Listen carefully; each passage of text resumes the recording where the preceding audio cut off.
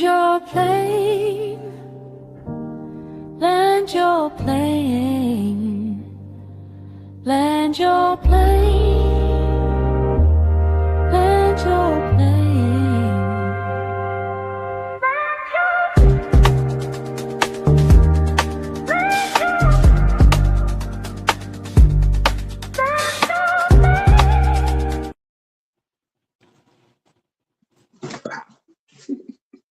Thank you for boarding. Welcome. Thank you for boarding with Land Your Plane podcast. You are on flight 51, first time flyers. Welcome.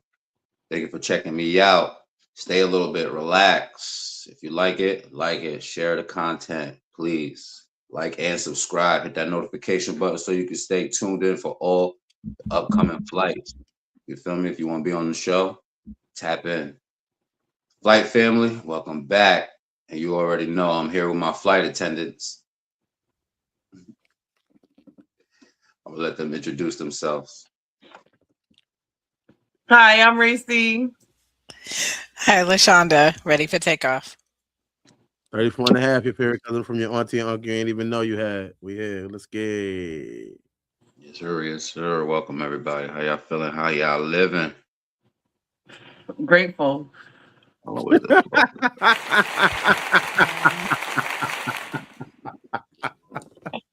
Grateful. Funny that you say that, because that's what today's show is about. Oh, it's it about is? Being grateful. I never knew. Today, we are here with the T.H.A.N.K.S system. How to practice gratitude when life isn't perfect. Tonight, we're pushing back on the idea that being grateful means pretending everything is good, because sometimes life hurts. Bills are real, heartbreak is real, loss is real. But gratitude asks us another question. Can I acknowledge what hurts without becoming blind to what still works? You don't have to deny your problems to appreciate your blessings. We're going to jump right into it, man. You at home, you already know. This is my question to you. If someone else has it worse than you, does that mean you don't have the right to be unhappy? Or can gratitude and struggle exist at the same time? Yeah, we're going to go right up into it, man, so we don't hold y'all up and be here all day. We're going to start with T. Take inventory of what still works. Gratitude begins with taking inventory, not just of what you want, but of what you already have. My first question, we start with the ladies, is how can parents teach children to recognize what they have without minimizing what they lack? Let's start with you, Reese.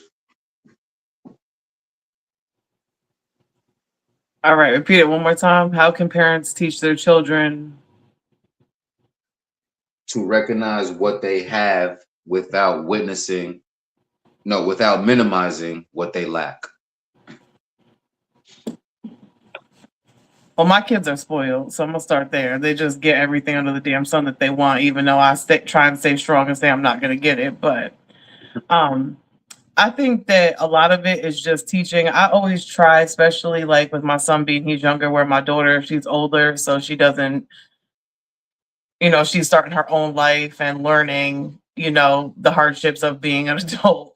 But I always teach my son the basics. Like when he says, oh, I want this and I want that. And I'm like, the PlayStation is like one of the biggest things. He needs Robux. He needs money for this game. He needs this battle pass, this, whatever. And I always try to explain to him, like, I don't work to buy you PlayStation. Like, do you have a roof over your head? Do you have food on your table? Do you have water to take a shower? Do you have shoes? Do you have clothes? So I think that it's a lot of education, because I never point out things that we don't have. I always point out things that we have. And I also go back and remind him of times when we didn't have a big house that we live in. We do have a nice size house now. We were 5 people in a 2-bedroom apartment. So I always think that instead of pointing out what you don't have, like, no, I don't drive a Benz, but we have a car. We have a nice car. Our car is newer. Like, so I never point out what we don't have. I always point out and reference what we used to have and what we have grown and have better now. And I think that a lot of times, especially with younger children, they get lost in, because they're still growing, they're still learning, they're still trying to figure out things. They get lost in, oh, my friend has this and I want this. And I'm like, okay, well, your friend's, walking around with flip-flops on your feet. They might not have sneakers. I'm like, just because somebody else has something, yeah, it's always good to want it. And I'm always big on earning too. I want my son to earn things. I don't want to just, because I did it so long of just giving to my kids and they weren't appreciative of things, because they're always like, oh, mom will get it for me. Mom will get it for me, or dad will get it for me. So every time he points out what my friends have, I point out what you have. And I think that really, it truly is just education versus pointing out what they don't have and just letting them know, like, well, you have this, you have this, you have that, like, you got this. And I do think that I kind of created a monster when you spoil your children and just give them every time they ask. You just give, and you don't teach them the value of earning. Like, I'm one of 7 children, so we grew up very, like, poor. Like, my grandmother pretty much took care of all of us. We had a lot of hand-me-downs. And it was funny because, school shopping now, everybody's kids are going back to school. And when I realized how much money, and me and Dirty had this conversation yesterday, how much money we have spent on our son to return to school and all the things that he got for school. Like, I remember you got 1 pair of sneakers and you got 5 outfits. That was it. And who cares about next week, because you're going to just remix your outfits and make another outfit next week. So me and my son called me this morning and he was like, Mom, I have so many clothes, I don't know which outfit to pick. And it just, like, that was a teaching moment for him. Like, well, be grateful that you have different outfits to pick from. But I really do think that it's just about teaching your kids what we have and what we used to have versus saying, oh, we don't have this.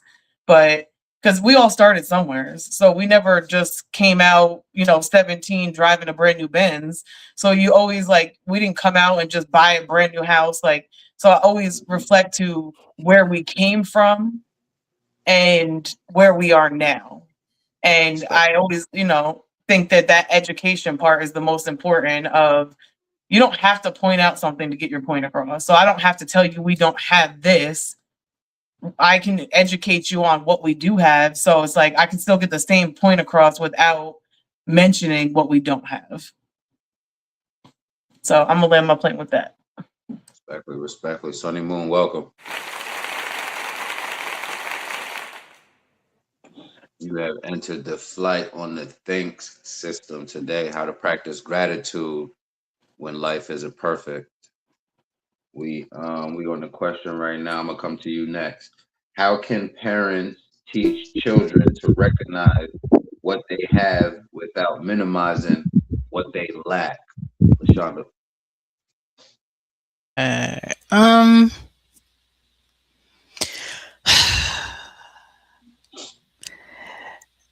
I think it depends. Like, if it's something that's emotional to them, or they're real upset about it, I might give them a little bit of space to kind of share why they're upset, why they're feeling what they're feeling, what they feel that lack is coming from. If it's a toy, like, I don't have the newest, latest, greatest toy, whatever it is.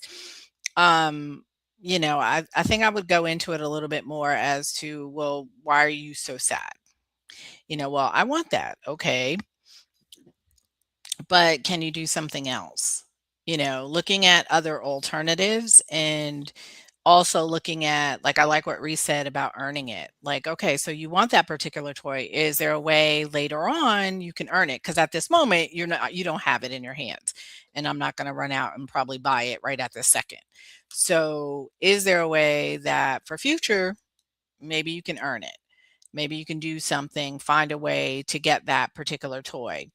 In the meantime, we can look at, are there other things you can do, but why you're feeling so emotional or really connected to it. If it's just like some fleeting thing like, oh man, I really want that, my friends have that, and they're just yeah, da, da, da, da, da, da, and it's not about emotions, then we can just move past that and we can focus in on, well, what else can you do? What else do you have? What other things are going on for you? And to remind them, like Bree said, about what you do have, and kind of look at what they value. I think we were really big on, what do you value? What's important to you?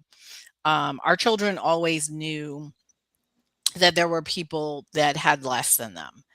Um, Always knew that, always were aware of that, always knew that, we weren't going to buy the newest, the latest, the greatest. That my house was not about that. Like, I grew up, and I pass this on to my children a little bit, and what I said was the fact that I don't really buy name brand things because it's not my name. So I don't really value it, and I don't have stock in the company, and I'm not making money off of it. So I'm not going to bust my butt every day at work to go buy you that. So my children absolutely wore secondhand clothes. Um, they were able to see the value in that, because if they said, "Hey ma, I want to," like one of my sons who said, "Hey ma, I want to be a chocolatier." He said make chocolate, because he didn't know what a chocolatier was, of course. But he was like, "I want to make chocolate." And it was like, okay, fine. So he got an internship at a chocolate factory, and learned what that was and how to do that at the age of 13.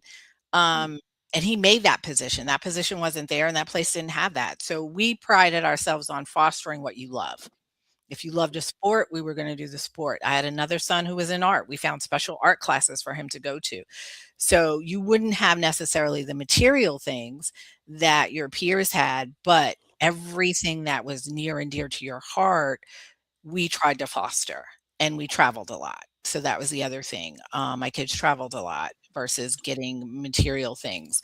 Um, so I think it's just hearing them out to see if it's something really of like a real emotional thing to them, versus is it just, oh, I want what everybody else has kind of thing, like where their wanting is coming from, and then address it accordingly, to what suits that particular kid, because we had 6 kids run through my house, and I did not have the same thing for everyone. They were all different. The girls, the boys, all of them, they were just different. So I think you have to address it directly to that particular kid and what's going on for them. But I think you have to do what works in your house. That's really the thing. I'll land with that. Respectfully. Cool, Billy. Welcome. You were into the flight on the T.H.A.N.K.S system, how to practice gratitude when life isn't perfect. Sunny Moon. What's good? What's good? What's good? Panel, family. What up? What's up? What up, family? Hey, cuz. We're gonna come to you right after Sunny Moon. Sunny Moon, how can parents teach children to recognize what they have without minimizing what they lack? That's that's difficult. That's an ongoing thing. That would never just be one type of thing. I know right now, in my household, I have a teenager, so I'm trying to get my teenager to understand boundaries with your friends and family, right? So I want her to understand that yes, you see your friends all week, but you ain't got to see them all weekend. Like, when do you give your time to your family? When do we get a chance to bond with you too? When do we get to laugh? When do we get to enjoy your company? Right? Because when you come from school, you do homework, you take a shower, and you're in your room, back to your friends or your game, right? So is it family time? When do you give us time to enjoy you? So I feel like that's a battle in a lot of homes as well. Like, for me, I try to justify, like, okay, well, we'll pick out a time you can go with your friends, right? That's always a battle. Or try to, find things to do in public, and maybe you could bring 1 or 2 of your friends to come along with you. Like, it's still a battle, because I definitely want it to be a family thing. Right? We don't want to drag our friends along everywhere we're going. I want her to understand the boundary of family and friends, right? Because we're going to be here for her, right? No matter what she thinks in her brain, There's going to be toes right here down every single second of the day. But see, them friends change on you when the wind blow. And she don't feel that way. Excuse me. My teenager doesn't feel that way because of the company she keeps. And I'm like, girl, that's nothing. That company will be changed multiple times throughout your years. Girl, I done had that company 10, 15 times. You get them and they go, baby. They get them and they go, baby. You're going to have 1, 2 solid friends, maybe. And be maybe. Like, let's be clear. You always can be able to comfort somebody who always wants to hear what you have to say that's negative. There's always going to be an ear for that. So it's like the boundary to me in the home is like, how can I guide to give an understanding that there's not a lot of people that actually care about what their kids are doing. And I don't mean to be disrespectful, but they're not really waiting around or asking to get that family time. They're not asking to get that youth. They're not asking to get that understanding. They're not asking to understand their child. It's what do you like, what you want to do, and let them do it. I'm in here trying to teach this child that there's a lot of homes that are broken. A lot of them. And you can't tell until you sit down in them. And then you be like, damn, we ain't got that going on in my house. Oh, my uncle don't touch kids. He actually loves them. Nobody worries about my uncle around my us. Like, so it's different. I just want her to learn, but excuse me, my teenager. So that's when the guidance is here. It's like trying to guide your child to understand that family does come first, and it doesn't matter what you done seen, what I'm going through with my family or what somebody else is going with their family at home. We are first. And I laugh. Respectful. Cool. Billy. It's cracking. How can parents teach children to recognize what they have without minimizing what they lack? It's interesting.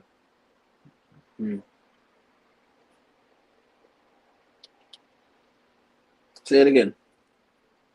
How can parents teach children to recognize what they have without minimizing what they lack? That's a good question. Seriously, I like that.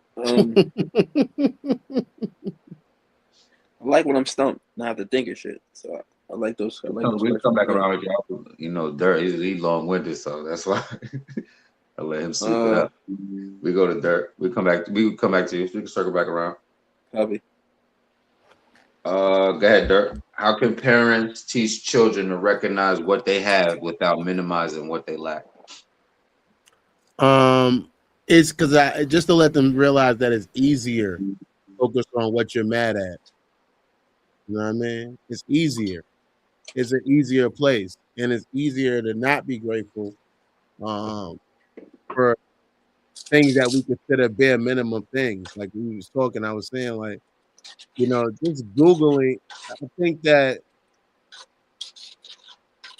when you think about what you don't have, and you use that as a focus of your energy or your time, you're taking away time from thinking about what you do have. And, you know, and you woke up this morning, and guess what? You know, God, you know, bless anybody who's disabled, but you're not disabled. You know, there's some people who you can mute up if you, my bad, no cut your wisdom. Mute up if you got something going on in the background, please. If you're not talking. Yeah. Hit the mute for me. That's me. Hit the mute for me. I'm in the kitchen. Yeah, I woke up. I was in a car accident, and I woke up with diabetes. You know what I mean? I guess wear your seatbelt. I mean, you know what I'm saying? Because I didn't have my seatbelt on. So, you know, just waking up and not having a health issue is a blessing, but it's one that we don't give credit to. And I truly believe the people who are the most grateful will receive the most rewards because they're showing gratitude. Imagine if you had a person who if you had two homeless people, or people without homes, I don't know, whatever they call themselves now, whatever, in between homes, and you gave those two people lunch every day. You decided to make lunch, peanut butter and jelly sandwich, and one person every time was just thankful. They ain't gotta, you know what I mean? They just thank you for this peanut butter and jelly. And you have another person who's going, damn, this is not the crunchy peanut butter. Oh man, this bread right here ain't toasted. Oh man, peanut butter and jelly again. You know, if you had a person doing that, if you only had one peanut butter and jelly left, who you gonna give it to? You're gonna give it to the thankful one. So I think that it's just teaching them that, you know, gratitude is the ultimate thing for yourself because it brings a certain level of peace. While you worried about who's your friend, who's not, like I You think should Sonny, feed both of them, cuz feed both of them. I only got Everybody one needs to eat. sandwich. I only got one sandwich. You're supposed to break it in half, okay? No one has to look, starve. they look. I'm Hey, sorry. Go ahead. I'm giving it to the thankful one. Jeez. Cut it in quarters I now. guess he'd be thankful now, right? Nigga watching niggas eating shit, huh? Yeah. All right, No, he's already. Well, you gotta think about it. He's already a complainer. tough So he's love. gonna be All right. complaining how he didn't get the sandwich. I already know what he's gonna say. He's a complainer. If I gave him the sandwich, if I gave him the sandwich, you know what he's gonna say? Damn, you ain't give a sandwich to the smallest piece. Yeah, and if I give him half a sandwich, oh, we only giving half a sandwiches now? I don't want to hear that. I just want to be. You don't know he's going to say that. No, I know. That's when you become a complainer, it becomes your. And you can't tell me we all grown-ups in here. Ain't none of us young. We all know somebody in life who you can call. You call this person because you know you like them, you love them. They're your family. Now, when I say family, I don't even mean DNA. I mean that's your family. But you give them a call and you already know they're gonna run down everything wrong in their life to you, from the weather. They'll tell you how to weather. Hang around with those type of people. Yeah, but you and why? Exactly. Yeah, because of that. So why I'm giving this nigga a sandwich again? That's what I'm talking about. The idea of how when you're grateful and you're overstanding and your focus becomes your focus. Whatever you focus on, that's like, yo, I knew this dude when I was locked up. He had just watched the Training Day movie. This is before we got locked up together. He had ate his shit in the courtroom so he could get found crazy. They kept sending him to the doctor, to say he crazy, see if he's crazy or not. They kept saying, I don't know, he crazy, but I don't know if he isn't crazy. I don't know. Finally, after I think 2 years of going to the doctor said if he wasn't crazy originally, if he played crazy so long, he actually is crazy now. He is really stuck with him. And that's the same. Whatever you make your focus in life, whatever you make who you are, that's who you become. You become that person who's ungrateful. You become that person who's not giving thanks. That becomes a part of your makeup. You ever go out to eat? I'm the most politest person to people serving me food. You ever went out with somebody that's opposite of that? That's who they have become. That's who they can't help. This is normal to them. They don't even realize, damn, it took you a long time to bring these drinks. I would never say that to a fucking waitress. I don't give a fuck my whole meal. I'm not trying to get my next drink spit in. Thank you. Thank you. I'm not even going to comment anything that makes it seem like I'm out of place, that I don't get that they working and might be busy. You need to, I'm teaching my kids to not just to realize, be thankful for you got sneakers. Like Reese was saying, nigga, I ain't never had as much school clothes, but I bet, and I ain't go buy him a bunch of Old Navy stuff. No disrespect to the Old Navy parents. You know what I mean? I respect it. I've been there, literally. I can't disrespect Old Navy parents because my mother was one. They did that jean deal. I had some Old Navy jeans on. You know? And until I went to school and somebody made fun of me and told me they didn't know I was military. Oh, man, that shit ruined my day. Because I really thought it was a nice outfit. I had it picked out to go to school. I was ready. He was military. What? Nigga told me I was nigga gigged on me and told me I was had crease in the front of them jeans, like the official crease. Because it said Old Navy. He said, oh, you part of the Old Navy? Oh, you old military. Okay. I'm like, I got what? you. I got you. I'm not in the military. He's like, yeah, we know what that. He seen the commercial. He knew the cell. It was over. It was hot. I ain't want to go no more. I cut school the next day. I ain't started, but I cut school. I ain't want to go back because she had bought me so much Old Navy shit when she first bought it. You couldn't tell me I wasn't about to be to him. You know what I'm saying? I had all my love notes, circle yes, circle no, circle maybe. They stopped circling maybe and started circling no on my ass. It was hard. It was hard out here for a kid at the school. So it's like, no, I don't want my kid to do that. So I want to teach him, yeah, be thankful. Be thankful to, I always say to them, say thank you to your mother. Say thank you to you. It starts with you. We are scarred people, all of us, in our own ways. And I ain't talking about the falls. I'm talking about the scars you have exhibited through life. And the worst thing we can do is pass those scars, because those you niggas be worried about sexually transmitted diseases. Nigga, pain is a transmitted thing. You can transmit that. You can transmit that to your kids and who they are and to build up who they is. And now other people got to deal with it. The sad part is, no disrespect, nobody parent, but it probably happened to us. Mm-hmm.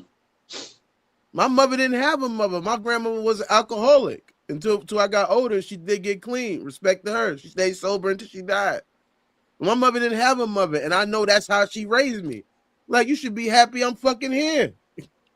I can leave like my mother. And the funniest part, honestly, that's how I originally raised my kids until I realized what I was doing.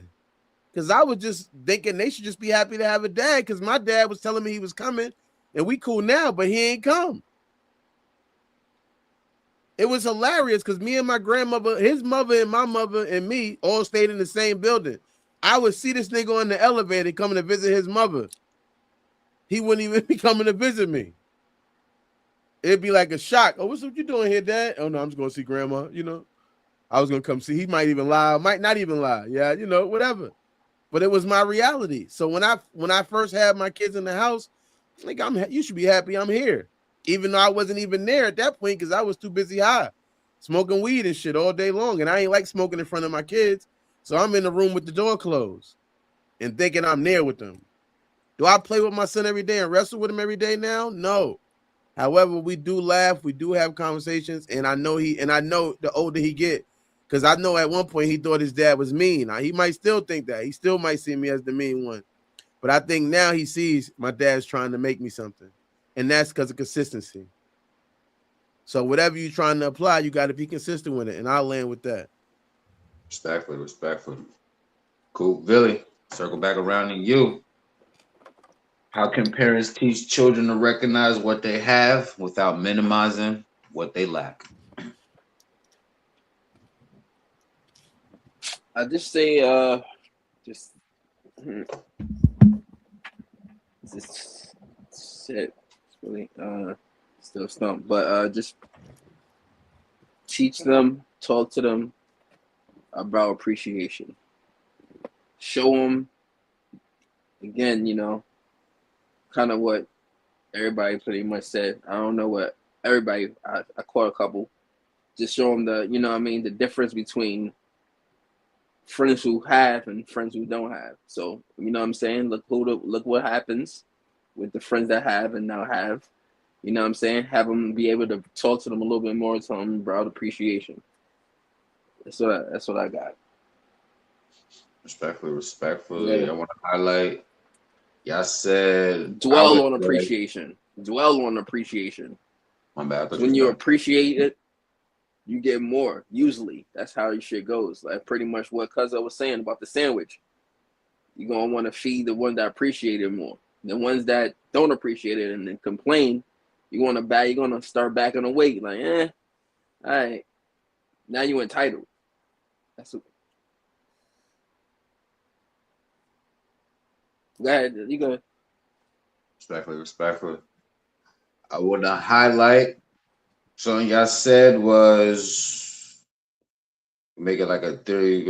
One thing you could try with your kids is have them write down 3 things. And 2 of the things that I want to highlight y'all said is one thing that you do have. and ask them to write down one person you appreciate, and ask them what's one opportunity that you still have.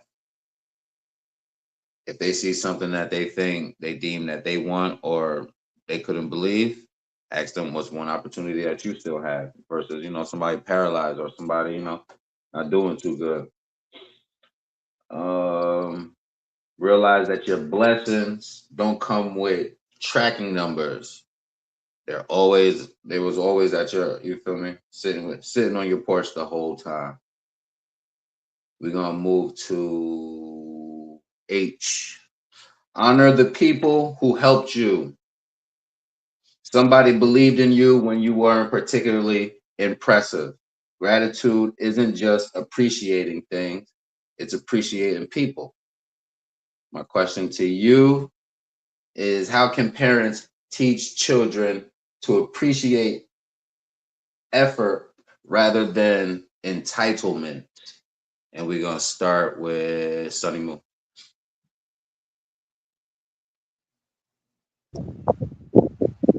Effort instead of entitlement. How do you teach your kids that? Um, well, mm, I like to work out with mine and show the effort you gotta put into even want to start the workout, right? It's about teaching them what the difference is first. You gotta do that first. So with the workout, you gotta want to do it. So if you already don't want to do it, your effort's gonna be low. So you're already entitled of not wanting to do it already, right? So you have to have a reason. So when you're sitting here thinking oh, why are we working out? It's we're working out because we want to be a little healthier. We're not going to be here long. Trust me, I don't work out long. We're going to be here long. We're just getting it in there because it's something we have to do to make ourselves feel better, right?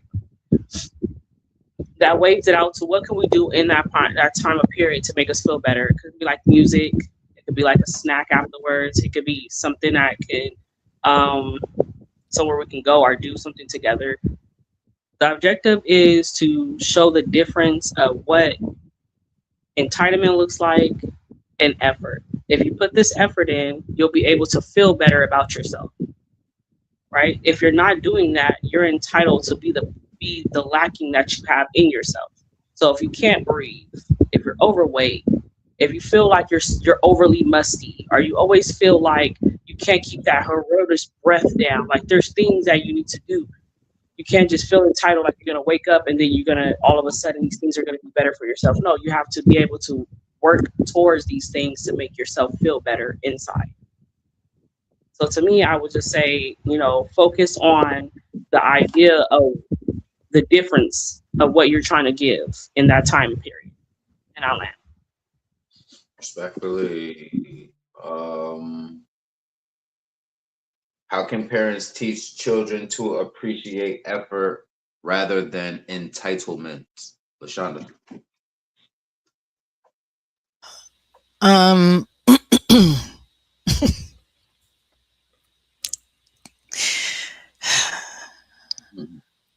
What's the I, sticker about? and I'm laughing. Okay, I'm going to say this because this would be what my kids would say was true. And I've tweaked it since they're grown up because you hopefully, as a parent, you learn as your kids get older. Um, but I told my kids early on, the only thing you're entitled to is to breathe. That's it. You're entitled to air. The food, the clothing, the shelter, I have to provide by law. So I have to provide that by law. And it doesn't mean the things you want on those arenas. It just means I have to provide those things. Like I could give you peanut butter and jelly every day. By law, I am feeding you. Um, you know, kind of thing, because nutrition varies depending on what politicians are in office. Um but yeah, so I raise my kids with the fact that you're not entitled to anything. I have one child who believed that he was entitled to respect. And I laugh because we battled on that one quite a bit. You may want respect, but entitled to respect to me kind of depends on your behavior and how you act. Because if you're being disrespectful, I might not give you respect back. I might on a good day, and on a bad day, I might not give you respect back. It just kind of depends. So I believe that, that entitlement didn't come up in my house. And I believe just because my kids knew that that isn't really an option in our house, and we used to say the number of our house, and we would say like 1205, let's say, was the number of our house, and we would say in 1205 this is how things happen. Now outside in in the world things happen the way they happen, but in this house this is how we do things. So they knew that they weren't really entitled, and things came from effort. Things came from your behavior, how you treated people. If you were mean to your brothers and sisters, what would make them want to take you anywhere, play with you, share toys with you, any of that kind of stuff? So everything that happened was let me say, most things that happened were about how you behaved and how you showed up. So if you showed up with an attitude or being obnoxious or being a pain in the butt, then you didn't get much. And there was nobody that was going to constantly intervene on that. Like, you weren't going to come to me, your brother won't play with you. Well, you were mean to your brother, and I'm not even going to entertain the conversation because you got what you got because of the way you behaved. So I think sometimes it's, as parents, you have to set the tone. I don't think what it's Dirk said about consistency. And I think that we minimize that too much as parents. I battled a lot with my children. I was not their favorite person by any stretch of the imagination on many of things. And I'm okay with that because I wasn't trying to be their friends, nor was I needing them to like me. But what I was trying to do at the end of the day was making sure that I was hitting certain marks that I had, which were my kids, can they talk? Can they express what they need? Are they going toward things that they love in their heart, whatever that was? And all of them was very vastly different what they wanted to do in this world. Were they headed toward that? Did they know how to do that? Did they understand that their happiness was the most important thing in the world? They were exposed to a relationship with a higher power, and they got to choose, as they go on, whether they believe that or not, whatever. But they were grounded in some things. The other stuff was not necessarily battles I was going to take on or things that I was going to get vested in. And I didn't care about running my house according to the culture outside. That just wasn't my thing. Everyone had cell phones. Well, my kids will tell you they did not have cell phones until way later. I don't care what the culture said. I don't care what anybody else said. This is my house. If you ain't paying for it, even if people volunteered, which we did have people volunteer to pay for it, this is my house, my rules. Or our house, my rules. Same thing. I can say I, we, whatever. It's not happening here because I know the goal. I know where I was trying to get each individual kid and what they really wanted, and sitting down with them and talking to them as to what makes them happy. That was most important to me. My kids felt heard. They really felt heard. We had 2 to 3 hour dinners most nights because my kids got to talk as long as they wanted and share their day and what was going on for them. And so I got to know all their friends' names, their teachers, what was going on, who was this, who was that, getting vested into their life. That was more important to me than the other stuff. So that when I say I know my children, I know my children. Like, I understand their friends and the behaviors, and I could see when something was changing or shifting or going on with them. So for me, the effort on their part was how they're acting, and the effort on my part was being present, right? Because you have to model it to some degree. So for me, yes, in those 2 to 3 hours after dinner, did I have stuff I had to do? Oh, hell yes. There were tons of things I had to do. But that was time I slotted to be present for them, to hear their stories, to hear what was important to them, to see what was going on. And the fact that they did it together, which meant they each knew where each other was, how each other was growing. And they would even call each other like, that's not what you said 2 months ago. Well, I've changed and blah, blah, blah. But that's because they knew each other and they could have that kind of conversation. So I put in the effort and made that sacrifice for them. The other things that, society said I should make sacrifices for, I wasn't doing it because it wasn't important for me. And long term, I just knew that that wasn't important for them and what I felt that they kind of needed. So I always think it's effort. It's not entitled. You're entitled to breathe, and that's about it. Like I'm okay with people not liking what I'm doing. I was the villain for many years as my kids were growing up, and that was okay for me.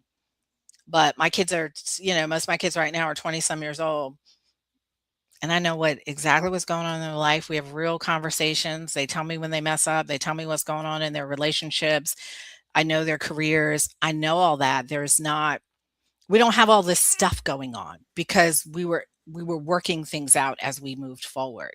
Did I do it perfectly? Oh, hell no. Did I make a lot of mistakes? Absolutely, positively. What I tell my kids always, and I tell this to everybody who's in a relationship with me, what I can guarantee is I will make mistakes, but I can also guarantee that I will change. And I'll land with that. Respectfully. Reese Mula, how can parents teach children to appreciate effort rather than entitlement? It was funny she mentioned the peanut butter and jelly sandwich because my son always brings up, well, I'm going to call somebody on you. And I said, listen, I could feed you cereal. As long as I'm feeding you, I'm feeding you. So it was funny because my son yesterday, as we were driving down the road, he had seen somebody that was an addict and he just started automatically talking bad. And it just reminded me, and like I had a conversation with him later when we got home and I was a functional addict, and that's what I would say.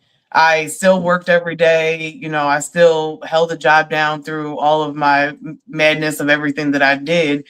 And I had to explain to him that when you have the effort to change and you have the willingness to do it, you can. Some people struggle differently. But I definitely think what LaShonda was saying with the presence of it, my daughter got a different type of presence that my son had. My daughter growing up, because they are 8 years apart, she had got more of me being the functional addict almost all of her childhood. Where my son, he got to experience some of his childhood of me being more present in different areas. Me and Dirt used to battle about teaching my son when he was younger. And he taught him his ABCs, taught him how to write his name, all of that.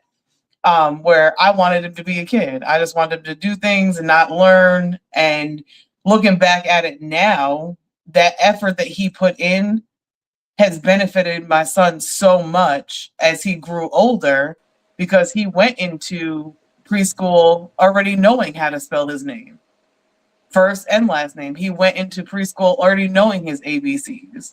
Like my son was 3 years old and could write his first and last name and spell it for you. So like, I use that as an example for my son, that your dad put that effort in to make sure that you were where you needed to be, where I lacked at that point in my parenting at that point with my son. I did more with my daughter. But I think that one of the biggest things is that, especially like, I think raising boys and girls are different too. And, being a woman to my daughter was easier as a mother for me than trying to raise my son. And, I'm a firm believer in that both genders need both of their parents. But I feel like that women put more effort into a daughter because they know more about what that child needs than, me being, I'm like, how do I teach you to pee in the toilet and hit the Cheerio because I don't have a thing? So like, I think that when you just model the effort and, like I explain to my son all the time, people work at McDonald's. If they didn't work there and put that effort in for that job, you wouldn't be able to eat a Big Mac. And I said, so you have to start out somewhere in life. Some people get stuck there. But some people grow, and that's because they're putting effort into things that they want to do. I asked my son the other day, what do you want to be when you get older? He named about 25 different things. And he's like, I want to be an astronaut. And I said, well, can you be an astronaut if you're not focusing on that? He's like, yeah. I said, no, you don't just walk out tomorrow and be like, hey, I'm going to be an astronaut and go get on the plane and just take off. And so like I tried to explain to, he's still young, obviously. He's going to have time to figure out what he wants to do in his life. But I do think that modeling, and I explained to my son too also that, you know, he has had his dad in his life pretty much all of his life, where his older brothers and sisters haven't had him steadily as a father. And that's effort that he put in to be present for him and teach him things and how to become a man and different things. And parenting ain't easy. There is no book out there that tells you how to be a perfect parent. I've fricked up along the line multiple times, but I've always put the effort in to be a better parent. And, you know, I do think that a lot of it, again, is just teaching your kids, showing them, because I want to model behavior that I want my son to do. So when we do go out to restaurants, it's please, thank you, yes, ma'am, yes, sir. You clean up the table. And like that little thing that you just cleaned up that table, you might have made that waitress's day. Because now she can move faster and go get another, because, you know, waitresses make nothing. It's all based on tips. So like just the little things that you have to be grateful for that, you know, and I do think a lot of it is just modeling the behavior that you want your children to see. And I modeled a lot of inappropriate behaviors throughout my journey of being a parent, but I also am more focused on putting the effort into modeling the more positive behaviors now. I don't want any of my kids to have to go through any type of addiction. So I try to model that and stay with that to teach especially my son, being he's younger, so he's going to get into that teenage years that we all know how it is to be a teenager. You start experimenting because you see Bob and Henry and Dick and doing all this other stuff. So I can only control myself. I can't even control him. I can teach him. I can model what I want him to do, but I'm not going to be able to control his actions. So I think that it all really is on letting them know that you're putting in the effort. And also, I don't think there's anything wrong with letting them have small disappointments. I think that sometimes those disappointments are the teaching, and that's showing them the efforts. You know, at first I used to constantly hand my kids everything, and now I'm to the point where it's like, you might be disappointed that I told you can't have Robux, but those disappointments are also teaching moments that life hands you whatever it's going to hand you at that moment. It may be something good that it hands you, it might be something bad, but you got to take the good and the bad and roll with it either way. So I really do think a lot of it's just the teaching and modeling, like what you want. And, you know, you have to be grateful, and you have to think about all the effort that people put in. You know, your teachers, they're putting in effort out of their day to teach you when they probably got their own kids at home. I couldn't be a teacher because I don't want to go to school and teach 30 little rugrats and then go home and teach another rugrat. Like I think about it all the time. My mom must have fucking been crazy having 7 kids, because I had 2 and they're 8 years apart, and I couldn't even imagine a hurdle of children behind me, because I am done. I don't want to raise kids. I don't even know if I'm ready to be a grandma, because my patience now is like zip. I don't have patience for children, but I have patience for grown ass people. Like it just don't make sense to me. But again, I went on a whole tangent, but definitely just you showing the graceness of the effort that other people do and modeling that for your children.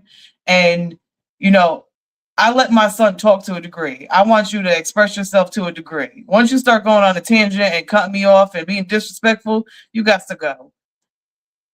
So I'm gonna land with that. Respectfully. Dirty. How can parents teach children to appreciate effort rather than entitlement? I think that one of the hardest parts about parenting is we don't realize we were taught everything. So when we thinking in our mind that somebody should just be grateful for something, you True. know, I think that take your kid to work day was a blessing. You know what I mean? Is a real thing for them to see that hey, all you seeing is the check. You know what I mean? You don't even know how I'm getting this right now. You don't know what's going on. And I think that it ain't about sitting there complaining about your all day job to these people, to your kids or whatever. However, at the same time, just letting them know nothing is easy. And, I wonder that a lot of times was my son learning that. And this summer, he opened up a parking lot in our driveway because they had a concert by a crib. He made $580 parking cars. You know what I mean? And I appreciated his effort, and I told him, I took the money and I didn't go spend it on myself. I wish I did that. Some Jordans that came out, but I had took it and we broke it down and gave him an allowance from that money, and it lasted him all summer. So I think it's just the constant. It's just the consistency. You don't learn how. We know Michael Jordan didn't learn how to dunk on the first try. So we can't assume a kid's going to learn to be appreciative once we just tell them, say thank you. Say, well, they're not going to learn from that. And also, I was talking to my son, I think yesterday, we went shopping again, for clothes for him again to get him finished off. And he was like, I'm thankful. And I was like, I think that's the part that I at least work on my son is like, I asked him, I said, what does appreciation mean? What is appreciation? Is it a word? He was like, no. And he made me proud. He said it's an action. He said that. So I think that's the key too, like just teaching them. We live life, and when we do have kids, it's not just, it's so we can help the kids learn what it might have took us longer to learn, or we might not have been taught. And when he said his appreciation is an action, I was like, so what actions can you display that shows you're appreciative for the clothes and the things you've been given to go to school? And he said, behave. So I think that's the key thing, teaching them that appreciation is more than a word. I can say thank you and then steal you from your house tomorrow. You can say thank you for these clothes, and the first day you're in school, we getting a note saying you saying told your thank you because you appreciated that you had to steal that item. no, Am I right? Like, yo, no, okay, all right, my bad. no. That was only at PS50. That's when they taught you that at PS50. I'm just my bad. We went to different elementary, so it's different at my school. PS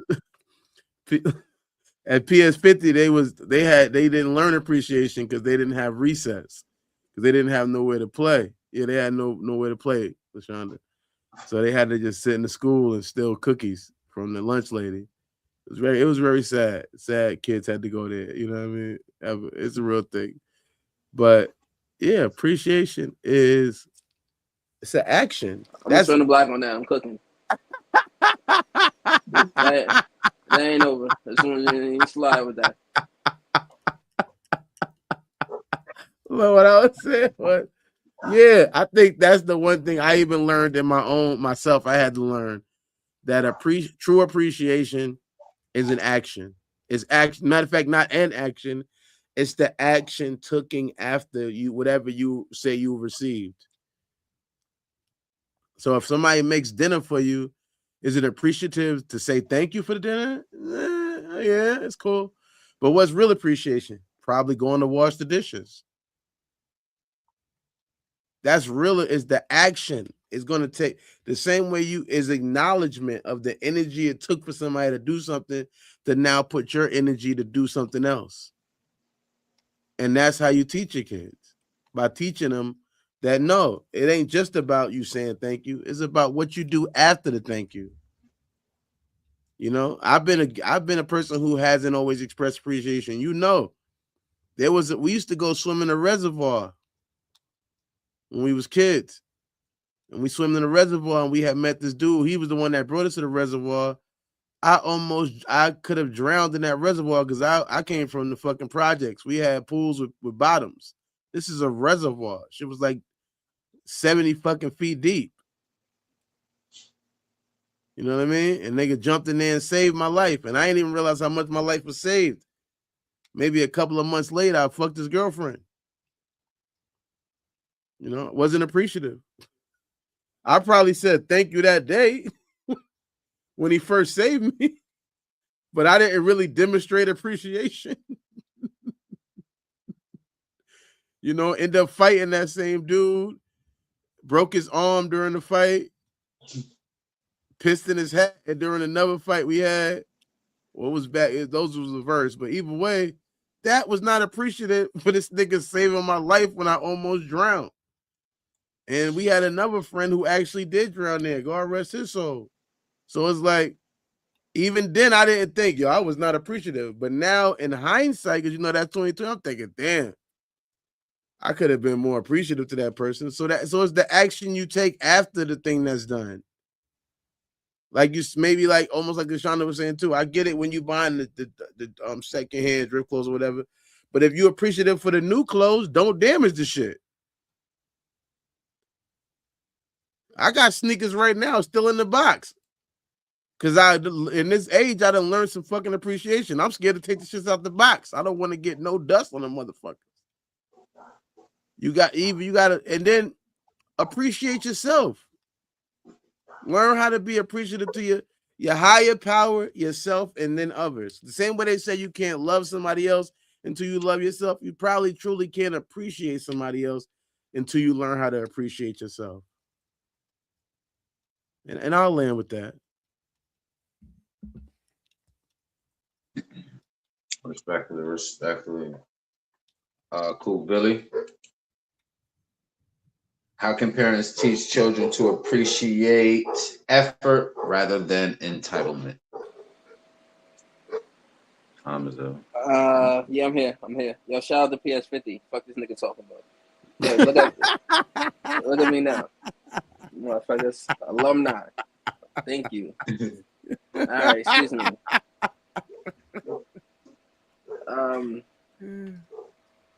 I would say I pretty much, you know what I mean? The panel once again came through with very good answers. So you know what I mean? I hate to detour or defer off what they said because everything is pretty much on point. So I have to join in and say leading by example. Also too, kind of what Cuzzo said, that was real good. Having them come to work day. You know what I'm saying? And then I haven't seen that in a while. I don't know if they canceled it or not, but yeah, even that was a very good one. Having them see how, you know what I mean, we get this money instead of, you know what I mean, the opposite of things. Well, I can say me, yeah, more just seeing. She sees now. It's a little different when you collect it. You know what I'm saying? It's a little different perspective. Now she understands. I love how dad comes through. And that's just speaking a little bit on me. But yeah, I land. Respectfully.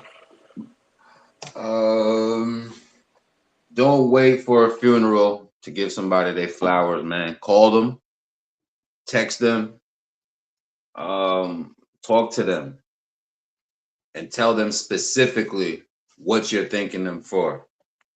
Because a thank you is way more powerful with details. People like to know what they're being thanked for. You feel me? Like you said, the action. So I'll speak highly to that. Yeah, it's the top of the hour. We can go to commercial break right quick, and then, matter of fact, hold on, I got a question for you at home.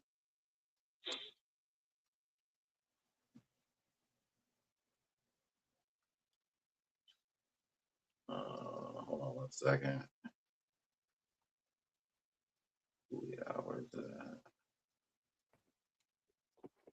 What is one thing you complained about this week that somebody else would be grateful to have? Let me know what you Let me know in the comment section, man. You at home? You watching? Let me know. Land Your Plane is a show where truth takes off and accountability lands. Guests face honest questions about love, loyalty, relationships, ego, family, and the conversations most people avoid. Want to be a guest or bring family on? If you have a story, unresolved conversation, relationship question, or truth you're ready to face, we want you on the show. Apply here.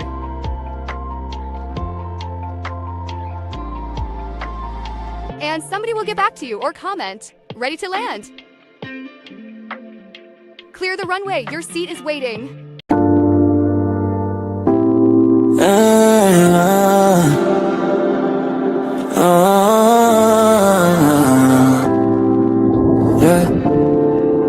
yeah. You lied to me.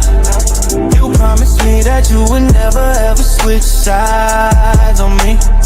Honestly, I respect modesty, and I might have to take it as comedy. Always quietly, no quantity.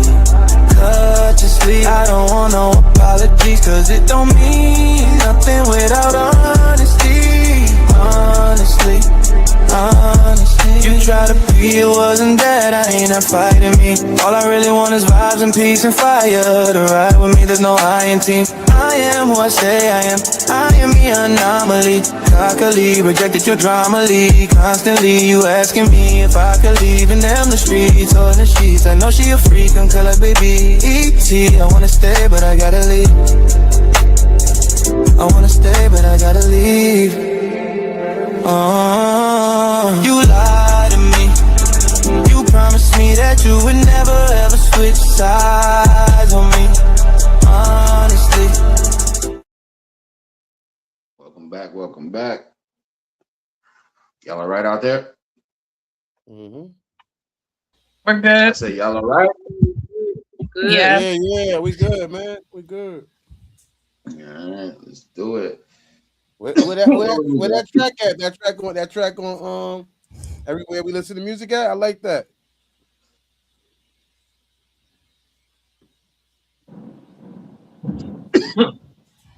Yeah, yes, sir. Yes, sir. Everywhere you can hear music, tapping with that, man. Honestly, by somebody named Mr. 1080. Yeah. You guys got some I good don't music, like man. I don't like the name, but the music is fire.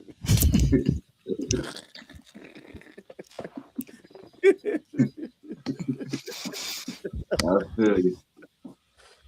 All right, let's move along. Let's move along, man. We did H, now we on A. Appreciate the ordinary. We often call something a blessing only after we lose it. My question to y'all, excuse me, how do you appreciate today without constantly waiting for tomorrow? LaShonda, we start with you.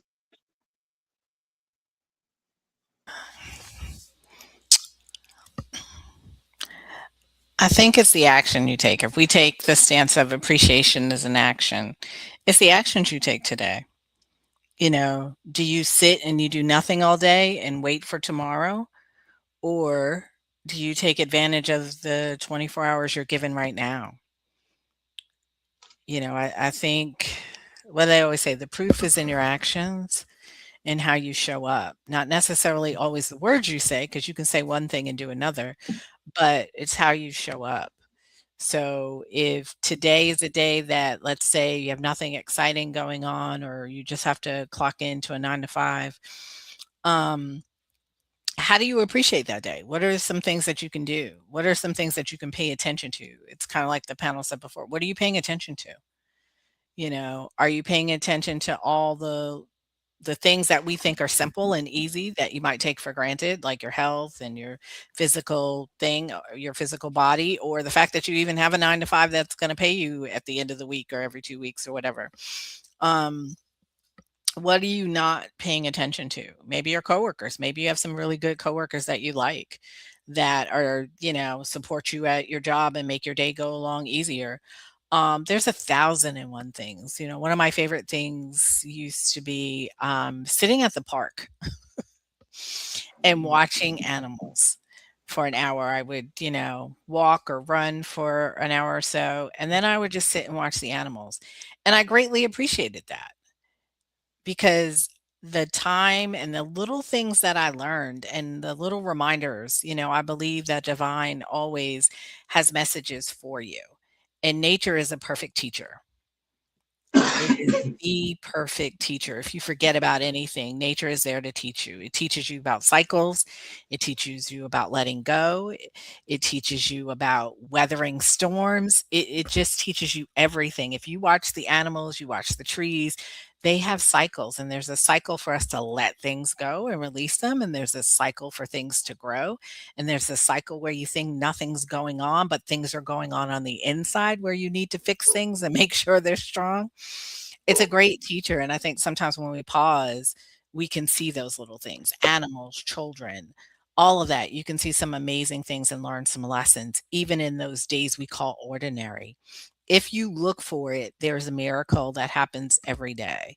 And I'm just saying one, but there's multiple that happen every day. So to me, appreciation is making the best out of the day that you have, and not taking it for granted. Because I think Dirty said this before, though. It's like somebody didn't wake up today. Someone didn't have that opportunity today. Somebody lost something super major. They might have lost their eyesight. They might have lost their physical ability. They might have lost their home or something. And today you had an ordinary day. I'll take ordinary hands down over any of those kind of tragedies happening for me in a day. So I think we have to learn how to pause and not get caught up so much in this old era of the rat race, because it never made anybody happy. So we have to kind of reprogram ourselves and focus in on what makes us happy and add that to our day, as big or as little as you can. If it's 5 minutes, it's 5 minutes. If it's a whole hour or half a day, do that. But I think we have to find ways to appreciate the things we have. And sometimes the appreciation is caring for the things. Maybe it's something in your house or a room in your house. You know what? I haven't cleaned it in a while. Maybe I need to go in and clean it because I appreciate having this space.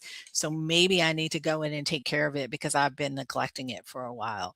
It's that action and showing that appreciation for the things that are there in your life that we might take for granted because we're so busy in this crazy rat race of being busy and having multitasking and all that other crazy nonsense.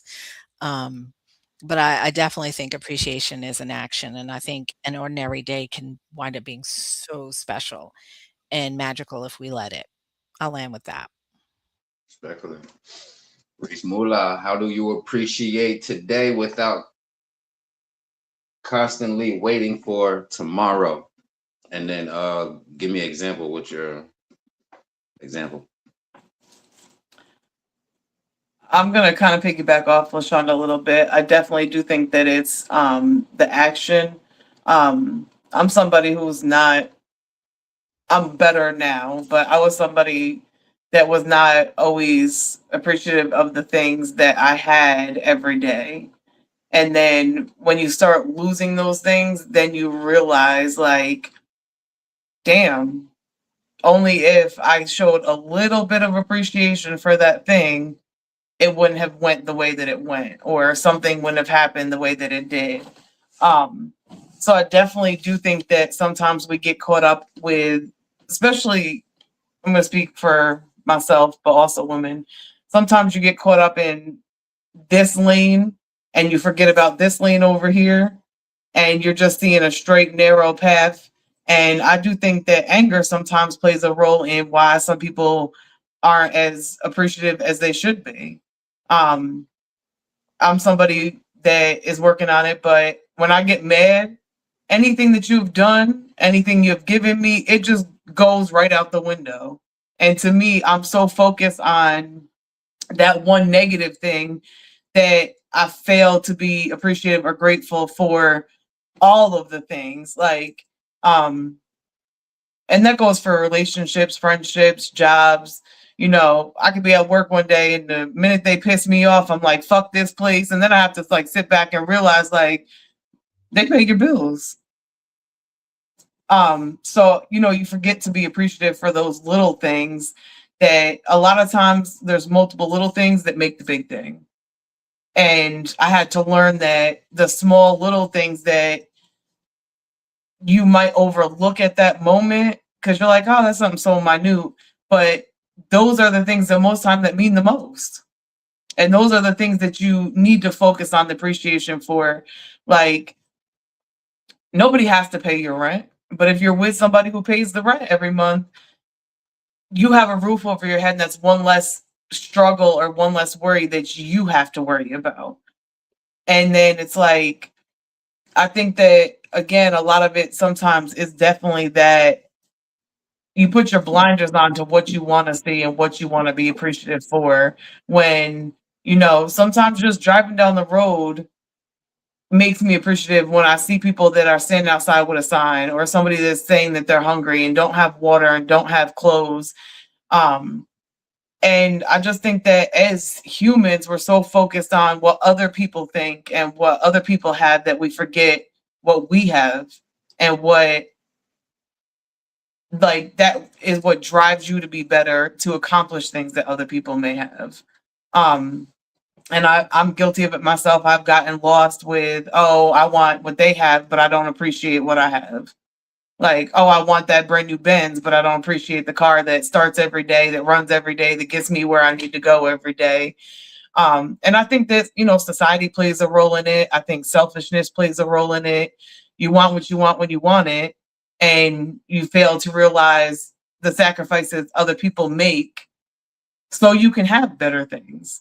And, relationships are a struggle for everybody. I think that we've all probably are guilty of some point in life of not appreciating our partner for things that they may have done or haven't done. And I feel like if you're working, you're always becoming better. So you can always learn, that some days, those ordinary days, like she said, are the peaceful days. You don't always sometimes there's days where I'm gonna go 24/7. I'll leave at 7 a.m., don't touch home till midnight. And then it's like the days that I'm sitting around watching a movie on a Sunday, drinking hot cocoa. Sometimes my brain starts racing and I'm not even appreciative for that moment of just being able to relax and put my feet up because I'm always focused on something else. And, I'm learning to be more appreciative because there are people, like she was saying, that don't wake up tomorrow. They may wake up with a illness. And I don't have any of those currently. So I'm grateful for the health that I have today, and I just feel like that it's just things that sometimes you get caught up in other things that really don't mean as much as the things that you should be focused on. And that's where we start losing the appreciation for things. And I'm gonna lay with that. Give me an example of how you appreciate it today. I appreciated being able to wake up this morning, open my eyes, take a shower. I was appreciative that I was able to hear my son say, Mom, I don't know what outfit to pick for school. I mean, there's multiple things. I was appreciated for walking into a job, knowing that, I have a job to go to that pays me well, that helps take care of my family. I was not appreciated for this damn 1,000 pounds of rain that I had to walk out of work into and get soaked. But then on the side end, I was like, well, then we'd be in a drought if we didn't have no rain. So now I have to appreciate the freaking rainstorm that's outside. But I'm grateful that I'm able to feed my family every day. I'm grateful that we have running water, electricity, things that, again, you think is a necessity. So sometimes you lack that appreciation. Like, I haven't ate all day, but I was appreciative that my son has ate already and my family's ate already. So those are just some of the things that I've been grateful for today. And I'm grateful that I am not angry today. Sunny Moon, how do you appreciate today without constantly waiting for tomorrow? And give me an example of how you appreciate it today or how you appreciate it other today. I usually acknowledge like nature around me. So if I hear a bird, I kind of stop and listen. If I see clouds, I kind of see if there's any figures in the clouds. I kind of just acknowledge my surroundings to give me base to like my life, like giving me space in my brain that, we're always on the go. So just giving me knowledge like this is what we're here for. This is what I'm doing this all for. Um, really shit, that's really it. Like I literally do that all the way till I fall asleep, to be honest. Like I feel like the moon follows me. If you follow me on Facebook, you'll see that moon stays in my window, my doors. Like I feel like the moon follows me where I go. I look in the sky, like it's always everywhere. It's always following me. Like I'm always appreciative. Like it's another day, another breath, another way I could be better for myself. Even if I wasn't better for myself that day, I still have another choice when I wake up to be another person, to be another me, another version. So just acknowledging the nature around me gives me fresh air to my brain, to my body.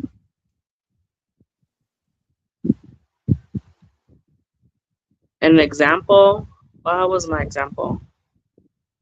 Give an acknowledgement. Hug a tree, you guys. Hug a tree. Tree Alan. hugging. Respectfully. Dirt. How do you appreciate today without constantly waiting for tomorrow? And give me an example how you've appreciated today or other todays. How do I appreciate today without waiting for tomorrow? Yes, sir. In recovery, they have a bunch of pamphlets. I forgot which. Damn, I hate that part. I forgot which pamphlet it was, but it's my favorite one, so that's awkward too. Because it's my favorite, but I forgot about it. But it talks about your past, how you can stop regretting your the positive and negative ways that you can deal with timing. So your past, a negative way would be regret. It already happened, so you should have acceptance. Future would be fear. That's a negative way. The positive way would be faith that things are going to happen. And your present is a gift. You know what I mean? So to me, when I acknowledge that, sometimes I go sit in my backyard and play on my game, you know what I mean? And look at the back. It's not the biggest backyard in history, but I do accept where I came from. When I got here, when I got to where we live at now in Kentucky, I was living in a recovery house. I thought I was going to be coming to get a job at the recovery house, and my cousin put me in the recovery house to live there. I smoked weed. I wasn't no crackhead, nigga. I was like, what the fuck I'm doing in the recovery house? What am I even doing in recovery? I just came to get this money. I seen everybody wearing jewelry and shit. I wanted some jewelry and some money. So I knew I was going to put up a front for a little bit, but I didn't take recovery serious at that time. But when I'm sitting in my backyard and I'm looking at the fact I'm there, that I have a backyard to sit in, it's funny because when I was in the recovery house, I remember these motherfuckers ate my muffins and I was so pissed off. I was so pissed. I had bought, it was some intimate muffins, the party mix kind.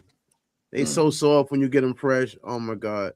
I had bought them and put them in the cabinet, and I had went to the store that day and bought some hot chocolate because I knew I was going to drink my hot chocolate and eat my muffins. I had this whole sit down planned. And when I went to go in the cabinet, the muffin box was empty. The first box. So I said, I had bought 2 boxes. I said, them niggas got me for the rest. I had ate one of them. I said, they got me for they took the. I wasn't even tight really like that. I was like, yeah, you know what it is. So I go to grab the second box, and that box was fucking empty too. Why the fuck would you leave 2 empty boxes in a fucking cabinet? What is wrong? You just said you ate the first box though. No, I ate one out the first box. It was like a box of like 3 or 4. Why would you leave the whole fucking empty box in there? Like I was ready. I remember I called my sponsor, or my sponsor called me. He called me on some just check-in. I don't even know. He was just checking in on the check-in time. And I was telling him about how I wanted to fucking, beat they fucking ass, and I'm about to curse everybody out. I'm about to put a note on the fucking, they had like a note board. I was about to put a note on the note board telling everybody, whoever ate my muffin sucked dick and all of that. And I remember I said to them, all they had to do was ask. I said, that's all they had to do was ask. I would have gave it to him. He said, so pretend like they asked. And I was like, why would I say if the only issue is they didn't ask, then just act like they asked. Like, you know what I mean? And I was like, I hate this nigga. I love that nigga now, but I hated him because he pissed me the fuck off. Because I was like, what the fuck you mean? So it's like, wherever you are, you can accept where you've been. It's not about like harping on it in a negative way. You can accept where you've been, but you probably not where you was. Things have advanced. And because of that advancement, that advance takes appreciation because it took struggle. It took work. It took work. And you might not, you might not be where you want to be or where you going to be, but you where you are now. And the thing about your journey is you're going to have to walk it, whether you're going to walk it with a pout or a smile. That's your option. Are you going to work your journey with a pout or are you going to walk it with a smile? How you going to walk it? You got to decide that.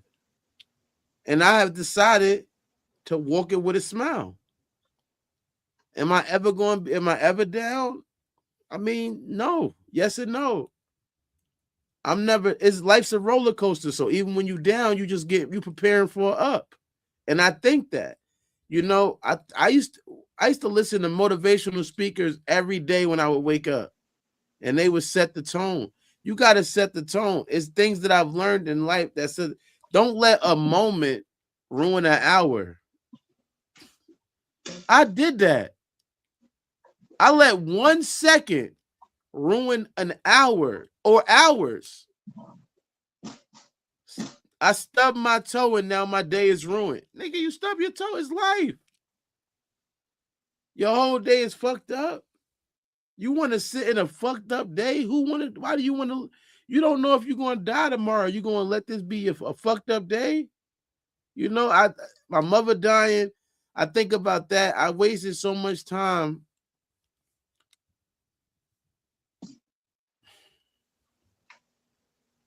in that area. It brings value to time. And what you want to do and what you want to be arguing about and what you want to complain about. And I'm not complaining. I know I'm not perfect. I know life is not perfect, but I'm definitely blessed. I'm blessed. We doing a podcast. Ain't nobody doing this, from their car, unless they taking a drive or some shit. Everybody chilling. And I'm gonna end on this, but I'm gonna say this to you. One thing I learned also in recovery was the easiest thing to confuse is peace and boredom. They're so easy to be confused. You thinking, damn, I'm bored. Because it ain't boring when your lights is off. You can't be bored with the lights off. Or you some type of real bum. No offense to anybody, you know what I mean? They can't watch this anyway, the lights is off. But if you in the dark, you can't be bored in the dark. You can't be bored when you ain't got food in your refrigerator or no money to go get nothing to eat. That's not boring. You thinking about how can I go get some damn food? We gonna start tonight. You're not bored. But when you got food in your refrigerator, you'll say you bored. Nah, you at peace. It ain't boring when they knocking on your door telling you got to get out you got 2 days to move. That's not boring. But when your rent paid, you would say you bored. No, you at peace. Don't confuse that. Don't confuse your boredom with peace. Because when you bored, you know what we do when we bored? We create something to end the boredom. And it makes sense because I'm fucking bored. So why wouldn't I do something to make sure I don't be bored no more? Almost like kids, whether it's negative or positive. I just don't want to be fucking bored. So I'm going to go curse somebody the fuck out. I'm going to go make a stupid ass post on Facebook because I'm bored. But if you told yourself I'm at peace, that's kind of harder to want to fuck up. Who wants to fuck up peace? But Trump. I'm joking. But nah, you know, I'm just making. Fuck politics. No offense to that guy. But who want to? Yeah, right. I'm just joking. I don't have no problem with nobody. But who wants to fuck up peace? It's harder to fuck up, but you will fuck up boredom. So I think that's the biggest thing. Your words, the words you use, and things like that. Those are the beginnings to the foundation to living a better life. What did I do for appreciation today? I went and got my hair done. That appreciation counts because somebody put me on the show. I last year I was outside every fucking day. Somebody was telling a joke on stage. This year I've been in the house doing the podcast, only doing shows. Only if I got a show I'm going to do. And somebody put me on a roast battle on Saturday up in Ohio, Madison. I've never even been there. But I'm appreciative for that. So the way I'm going to show my appreciation for the roast battle, I got clothes, I got my hair done, I got my face shaped up. I'm going to, look my best for them to roast me, which is really awkward.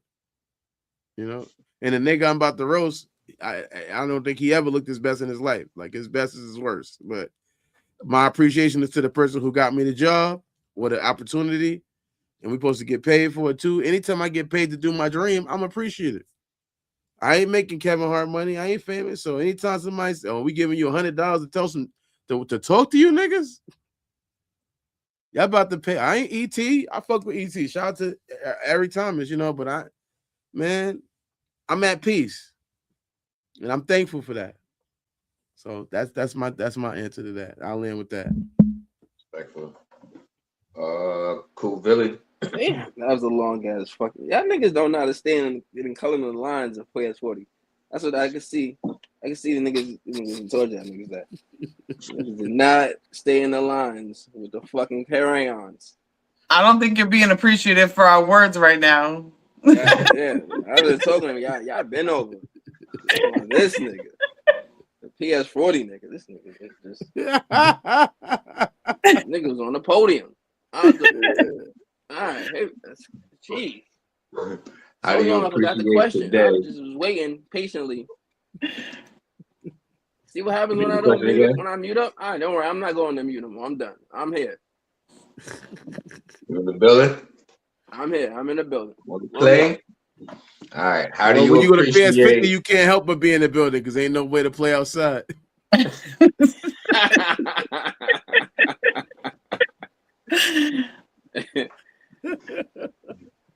How do you appreciate today without constantly waiting for tomorrow? And give me an example how you appreciate it today. Man, you wake up, open my eyes, man. You know what I'm saying? I got real life homeboys that didn't make it this age. You know what I'm saying? So, no, yeah. Real one. So, yeah, that's what I do. Hop out this motherfucker and put the foot on the throttle all the way. Every day. For my niggas.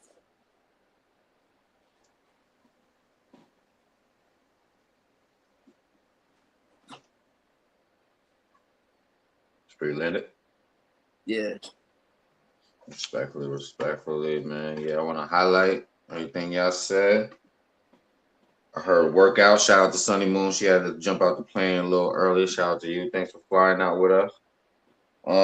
Sitting at the park, watching the animals.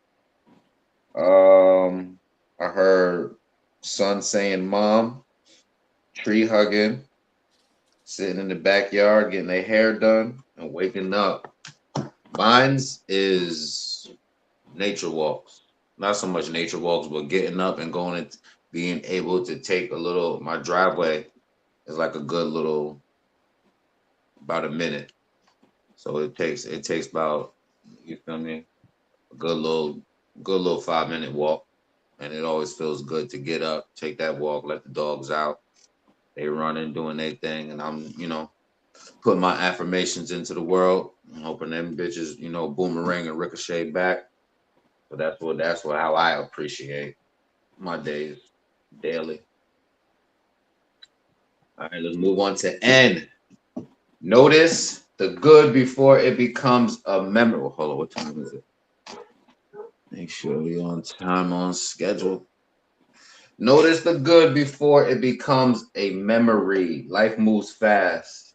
That's why gratitude requires attention, because tomorrow doesn't come with a receipt for today. My question to y'all is, how can parents, we're going to switch this one up a little bit. How can parents teach children to appreciate experiences instead of possessions? We're going to start with Dirk. How can parents teach kids to appreciate experiences instead of possessions? Yes, sir. By going through it with them. You know, it is like a lead, is a follow the leader type situation. We appreciate possessions too much.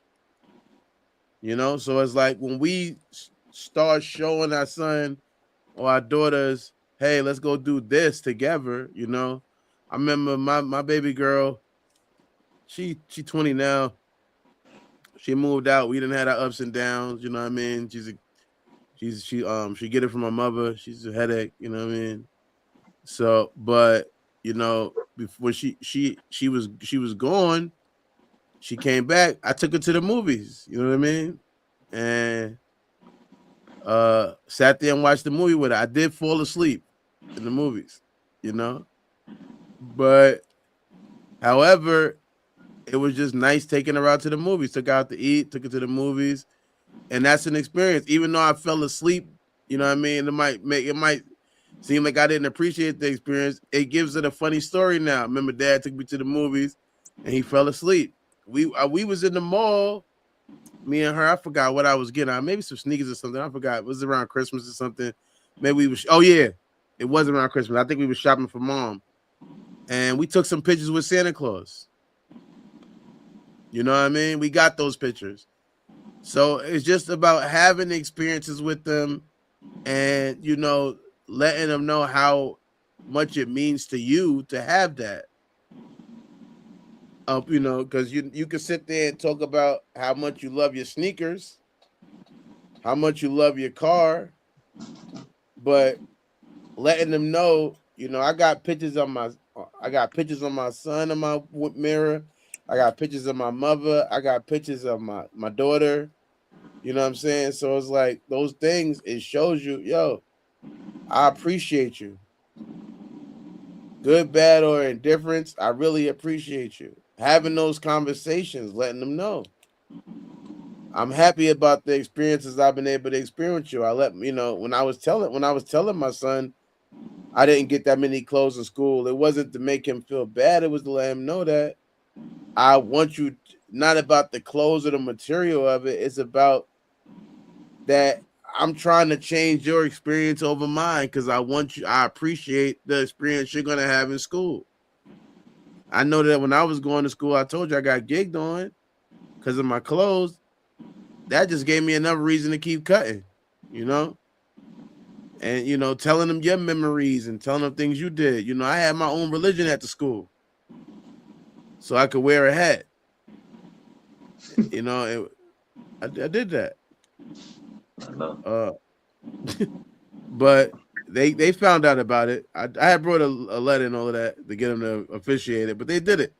But just let them know how valuable it is, how much you appreciate. I liked what LaShonda was saying. I don't know if I'm gonna do a 3-hour dinner with my kids, but I'm definitely going to take that pause and trying to make sure at least once a week, because that's what I had with my mother. We didn't do every night, but with my mother, once a week we sat down and ate dinner together. And I'm definitely going to try to apply that more to my son now. Try to at least give him that once, and maybe Sunday. That's what me and my mother always did it. Sunday. We always sat out on Sunday and we would kind of recap the week. This what happened this week. A lot of times I'd be lying because I was cutting school and shit. So I'd be telling her about all the shit that happened in the school I ain't even go to. However, I'm willing to, I'm gonna sit down and try to make those making the experiences, carrying them do, and letting them know how much you appreciate it. That's what I'm gonna land with that. How can parents teach children to appreciate experiences instead of possessions, Jonathan?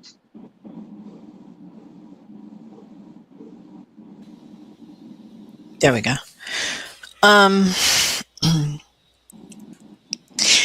I am a holiday person.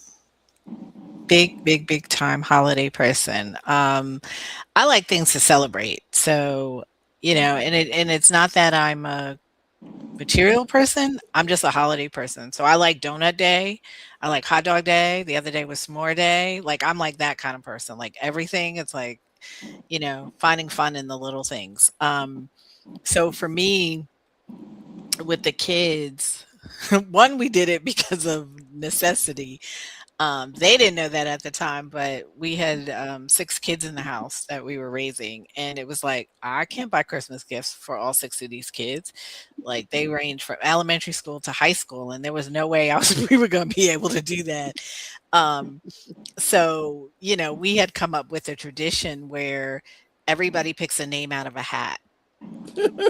And plus, I'm not a shopping person, so let me say that too. I don't like going to the mall. I don't like shopping. So I was like, I'm not taking every kid to the store shopping for Christmas presents, all of that. I'm just not doing it. So we came up with the idea. You put everybody's name in the hat, and you pick out your brothers and sisters' names, and you have to make it. Sort of fashioned off Kwanzaa because we celebrate Kwanzaa too. But and you had to make the gift, which one saved me from running to the store for 6 different kids, buying everybody a gift and all this other stuff. And you just had to make a gift for that one person. And you couldn't tell them who it was for, whatever. But everyone in the house did that. And we did that all the way up until the kids, were out of the house kind of thing. And that was one of the things we did. One, because it created an experience. Because every time the kids opened a gift that somebody else made for them, the person explained it. Like, well, why did you make me that? Or why? But a lot of times they got it because we had an artist in the house. So he would draw people's favorite characters and they loved it and framed it. And, my oldest son still has his in the room that, his brother made for him and stuff like that. And I would always like do something for them, crochet something or scarves or whatever the case is for the kids and make it. And we also, my grandmother taught me years ago, she used to give everybody baked goods. She was a caterer.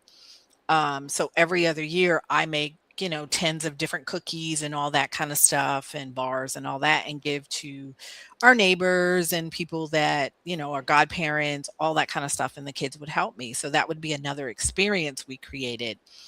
And then as the kids got older, we asked the question, like, do you want gifts or do you want to travel? And our kids wanted to travel. So they did the one handmade gift, and every other year we traveled for Christmas. And we didn't buy gifts. But my kids can remember every single Christmas. Like most of us don't remember what we got 2 Christmases ago or whatever the case is. But my kids can remember, oh yeah, I remember when I went to Florida. Oh yeah, I remember when I went to Virginia. Oh yeah, I remember when I went to Pennsylvania.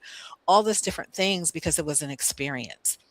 And so our family prided ourselves on the experience with each other versus the material things. And now they have stories. Like we just took them away to not last year, the year before, we took the 20-some-year-olds away because we hadn't done that in a while, and we took them away for Christmas, and they were like, "Oh, I remember when I was a kid and we did this," and they were talking and hung out together, and it was just a wonderful experience, and it wasn't about gifts. Our kids did buy us gifts, which they never have to, but they chose to because they like to do it. But it was really about the experience, and our kids talked about that, and they brought their partners, girlfriends, boyfriends, and they got to experience that with us, and they shared about how that meant something to them growing up and how they appreciated those experiences that we tried to create, even if it was hot dog day or St. Patrick's Day. Like, we're not Irish as far as I know. We're not Irish, but I would make them green oatmeal on St. Patrick's Day, so they had that. They woke up in the morning and their oatmeal was green. It was just like those little things to kind of create an experience that they would laugh about or joke about, that they could do later on. And sometimes I think we think of the big things, and sometimes it is the little things that we can kind of do with our kids to create something special. It doesn't have to be expensive or labor intensive either. But I'm a big day. We were always at cow day when we ate meat and, dressed up like cows as a family and went into Chick-fil-A's and, all those little things that are like geeky hokey, but the kids remember it, and it's the things that I think they treasure from what they're telling me now that they treasure, a lot. So I'll end with that. That's dope. That's dope. I said, you're not black. I was muted. I said, you're not black Irish. Not that I know of. I could be, I'm a slave master, so who knows? Respectfully. Reese Mula, how can parents teach children to appreciate experiences instead of possessions? I think it's just again about creating different experiences with your kids and being present for small things. Like, I used to hate when people came in the kitchen when I was cooking, like my kids. And then it brought me back to a memory of my grandmother. She was a cook, and she used to always be like, "No, you can't." And then as she got older, she used to allow me to come into the kitchen and watch her do things. So when I'm cooking, if my son comes in, he's like, "Hey, mom, I want to help." I let him do small things that I feel are safe. I don't want him cutting with a knife or nothing like that, but wash the vegetable or rinse the whatever off, or so I create the experience of letting him participate in it, and I think that builds a bond as well. And I think that, like, we sometimes will have, he always say, "Can I come watch a movie with my parents?" Half the time him and his dad fall asleep and I'm the one that stays up watching the movie. But it's those small things like, "Oh, mom, we're gonna have popcorn for a movie." So I think it's the smaller things. It doesn't always have to be something materialistic. Like, you don't have to go out and do something. It can be something in your own house that you create a tradition on. So like, we had a traditional breakfast growing up for Thanksgiving and Christmas as a family, and I remember it for years. Like, that's every Christmas, Thanksgiving, that was something my grandmother prepared. So I make it for my kids, and it's those little things. He participates in helping me do that, and he'll always say, "Mom, this is what you had when you were younger, right?" So I think that it's, sometimes we think about, oh, we have to go out and we have to do things outside of our own house that creates those experiences, but it's those little things that you do in your house. Like, I taught him how to use the washer. It's like little experiences like that you are grateful for. And he'll be like, "Mom, can we make ice cream sundae?" I was the one, that was quirky like LaShonda. Like, every school thing for every holiday, we were making, like, I remember Valentine's Day, we made little robot juice boxes for Valentine's Day instead of just going to the store and buying like the Valentine's Day cards. So it's like doing those small things like Easter egg coloring. I don't like coloring Easter eggs at all. I hate it. It's a mess. It just drives me insane. You don't even eat the eggs half the time. But I realized that it's the experience and creating that memory together that, we made Soli and Mike 1 years for Monster Inc. And I still have the picture on my phone, and my son always talks about those two specific Easter eggs that we made. Carving pumpkins. It's like the small things that you're creating that memory. I mean, I don't carve pumpkins anymore. I'm too old for it. I don't have time. But I learned that some of the things that my grandmother did with me, because we didn't grow up with money, that I brought into my children. And I think that you being present is better than any gift that they can get. And, you know, my son loves playing this game. Sometimes I'll go in there and be like, hey, bud, what are you doing? Just so I'm showing interest in something he likes. And he'll be like, Mom, look how cool my character is. And I just let him talk about his character, show me all his mods to his character. But I definitely think it's the small things that you can do at home. You don't have to go out and spend $1,000 million to do it. We went and seen Spider-Man. Was it last week or the weekend before? We went and seen Spider-Man, and he got to experience like the chair that vibrates and moves as you're sitting in it in 3D. And it was just so cute, because as we're sitting there and it starts going, he's like, whoa, Mom. And it was like, he'll remember that experience of riding in that chair thing at the movie theater. So honestly, I think it's you being present and wanting to create those experiences. Like, there's parents that don't do that. They go to work, their kids come home, they don't talk, they just kind of like are civil in the same house. But I think that I let him help. You know, Dirt doesn't really celebrate holidays as much as, like, I grew up celebrating Christmas. Like, it was something that was a big thing in our house. You always got a tree, you always decorated it, you had your own special ornaments. So like we put up a Christmas tree. I let him participate in that. Like, we'll go pick out an ornament every year, and I let him pick out the ornament. Like, we have a family ornament with all your little names on it, and, you know, different characters or whatever. So I really think it's just the presence and learning that you teach them without materialistic things. And then they're more grateful for those experiences than if you're constantly just doing it as a materialistic thing. And I'm away with that. Respectfully. Cool, Billy. How do we hold on 1 second, my bad. How do parents teach children to appreciate experiences instead of possessions? Example. Just doing stuff with it. What LaShonda said, just doing things with them. Having to witness the things, enjoying it, not just doing it, but enjoying.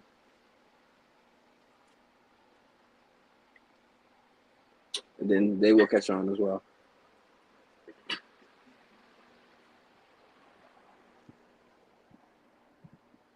Land it.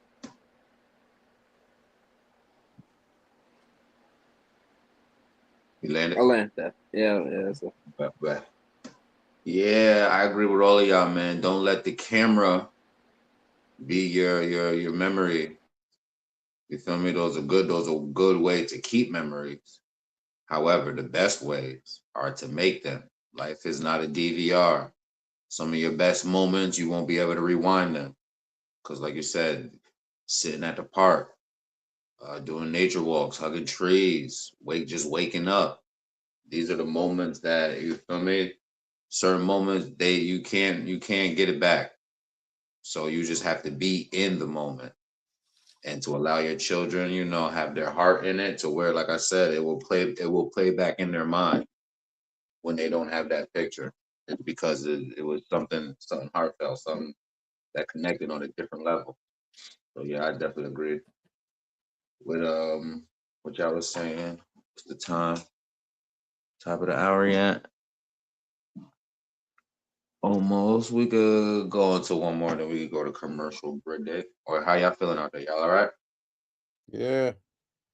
Y'all good? We're good. Yeah. All right, let's do one more, then we got commercial break. You at home, man. I appreciate you. You already know what to do. Let me see you in the comment section. This thing applies to you too, man. I want to hear your answers. All right, let's go to K. Keep perspective without comparing pain. I'm thankful for what I still have while I work through what I don't. My question to y'all would be, I got two of them, but I was trying to see which one would be the best one.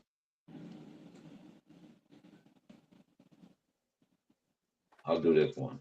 How do you gain perspective without, how do you gain perspective without dismissing your own struggles? We're gonna start with you, Dirt. How do I gain perspective for who? Uh, for who? Yeah, who do You ask? I'm trying to gain perspective for myself Yeah, without you said. Now say it again. without dismissing your own struggles. Uh, I think the thing is to be appreciative about struggles. That's what I think. Um, Everything that might seem like something that's bad now, over time it'll be worth it. You know, I mean, when we was living in Charlotte, we eventually lost that house, and when we lost that, we had a night. We had a bad fucking apartment. That apartment was the worst apartment ever. They ended up shutting the whole complex down and remodeling the whole complex. They didn't have a lot of roaches and shit, but I remember the electricity cut off out of nowhere at one time, just like, and it was paid, kind of fake. So it was really bad. But we ended up getting opportunity to move into a 3-bedroom house, and we had a nice backyard, and it was nice neighborhood for the most part. And we lost that house, and I remember thinking I was just so sad because I was like, man, we lost that fucking house. Like you know what I mean? We didn't own it, we was renting it, but still it felt like ours. You know what I mean? We had been, I was making plans for the future. You know, we was gonna be in this house forever, and we lost it. However, now we have another house too. Still written, don't own one yet. Plan is to own one, hopefully soon. But still, without us losing that house, things would have never conspired that got us here. Without, when things are, I hate to always quote things I learned in recovery, but it's been very informational. One of the abbreviations for God is the gift of desperation. And when you get the gift of desperation, that's where change comes. If things are going good, I don't know about for you, but for me, I'm not about to change. Shit is working. What are we changing? Why are we changing it? It doesn't make sense at that point. So I think that you learn that when things are going bad, like I said, that's when I can change, and that's when I can grow and be better. You know what I mean? Like, I fake hated dogs. You know what I'm saying? I fake never wanted a dog. And then now I got a dog, and I love my dog. I love her. Love her. I love Chanel. She's a good dog. She's potty trained. She just was scratching on the door right now to go to the bathroom. That's what she does when she gotta go to the bathroom. She goes at the door, and she got her son was over here and he bit her nipple and it got infected because she bit the nipple trying to suck the milk out. Because this is a grown ass dog. This ain't a baby dog no more, but he know that's his mother. So he trying to suck milk out her titty and got her sick, and we had to go get her fixed and all of that. And when I thought that she wasn't gonna get better, even though I'm optimistic, I was sad. But I'm happy that it happened because it made me more appreciative of actually even having her. Now I appreciate her. The things that I didn't think I cared about, I realized, damn, she just laying there. She usually come over here and give us a hug, What's going on? Now she going to the bathroom, she coming right back. She's back, getting back to herself. So I think that if anything that brings you down or doesn't bring you down, it's an opportunity for you to be more appreciative when things are back up. So I think that's the best way to look at it. Like, it's like, you don't want to value your downs because you want to give value to the thing, but also to some extent, don't completely be mad at it. there's some value in it because it's what push things forward. And I'll land with that. Respectfully, Lashonda, how do you gain perspective without dismissing your own struggles? I think you have to take the wisdom from the struggle. Um, there's a lot of times we go through something. I always ask myself why. What did I do? I'm always looking at me because I'm always the cause of something going on in my life. So I'm always willing to take responsibility for that. Like, okay, what did I do? I'm not a person at this moment in my life to say, well, you did this or you did that. If I do that, then people know something's wrong with me. I'm always looking at, okay, I'm in this situation. How did I get myself in this situation? What did I do? What did I create? What energy was I sending out to even be in this situation? That's probably the first question I'm going to ask myself.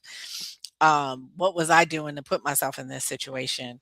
So I think for me, I don't dismiss the struggles I've gone through in my life.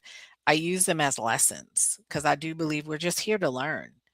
And so I've got to gain the wisdom from that particular struggle. So that's how I don't, kind of dismiss the struggle is really talking about the struggle, saying, hey, I went through this, not so that you feel bad for me or pity for me or whatever the case is. What I want you to get is the lesson. What I want you to get is the wisdom that I gained from that situation. I went through this or that or whatever the case is. It's like, okay, I went through it, but what did I do to get out of it? Or what did I learn from that so that I don't keep repeating that over and over again? Because that's what I think happens is we get stuck. We get stuck in the same old thing. And I've been there, trust me. I've been in my life where you feel like you're dating the same person, different name, or you're doing certain things and it's just over and over again. And that's why I'm always looking at me now because it's not the other people, it's always me. So it's like, how do I learn from that? What did I do? What was I sending out? What was the trigger, the wound, whatever I was operating from that got me into this situation? So that for me is how I kind of deal with that struggle is looking at like, okay, I went through this. What do I need to know? What do I need to learn from? What wisdom can I take from this? And now how do I apply it so that I don't go through the same struggle again?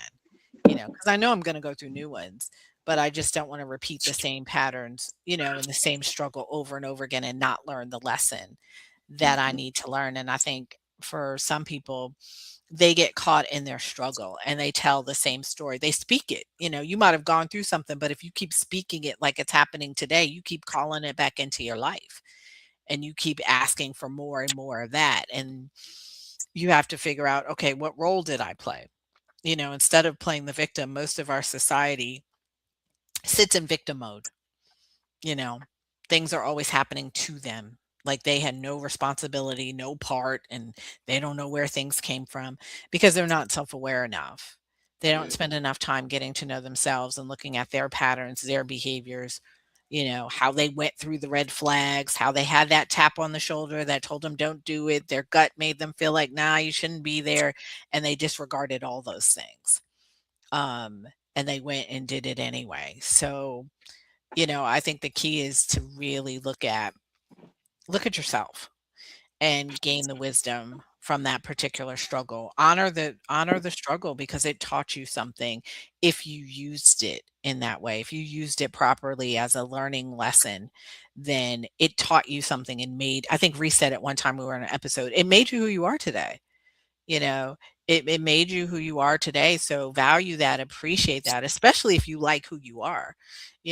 Value that and appreciate that. If it did something negative to you, well, then it did something negative. So switch it and fix it.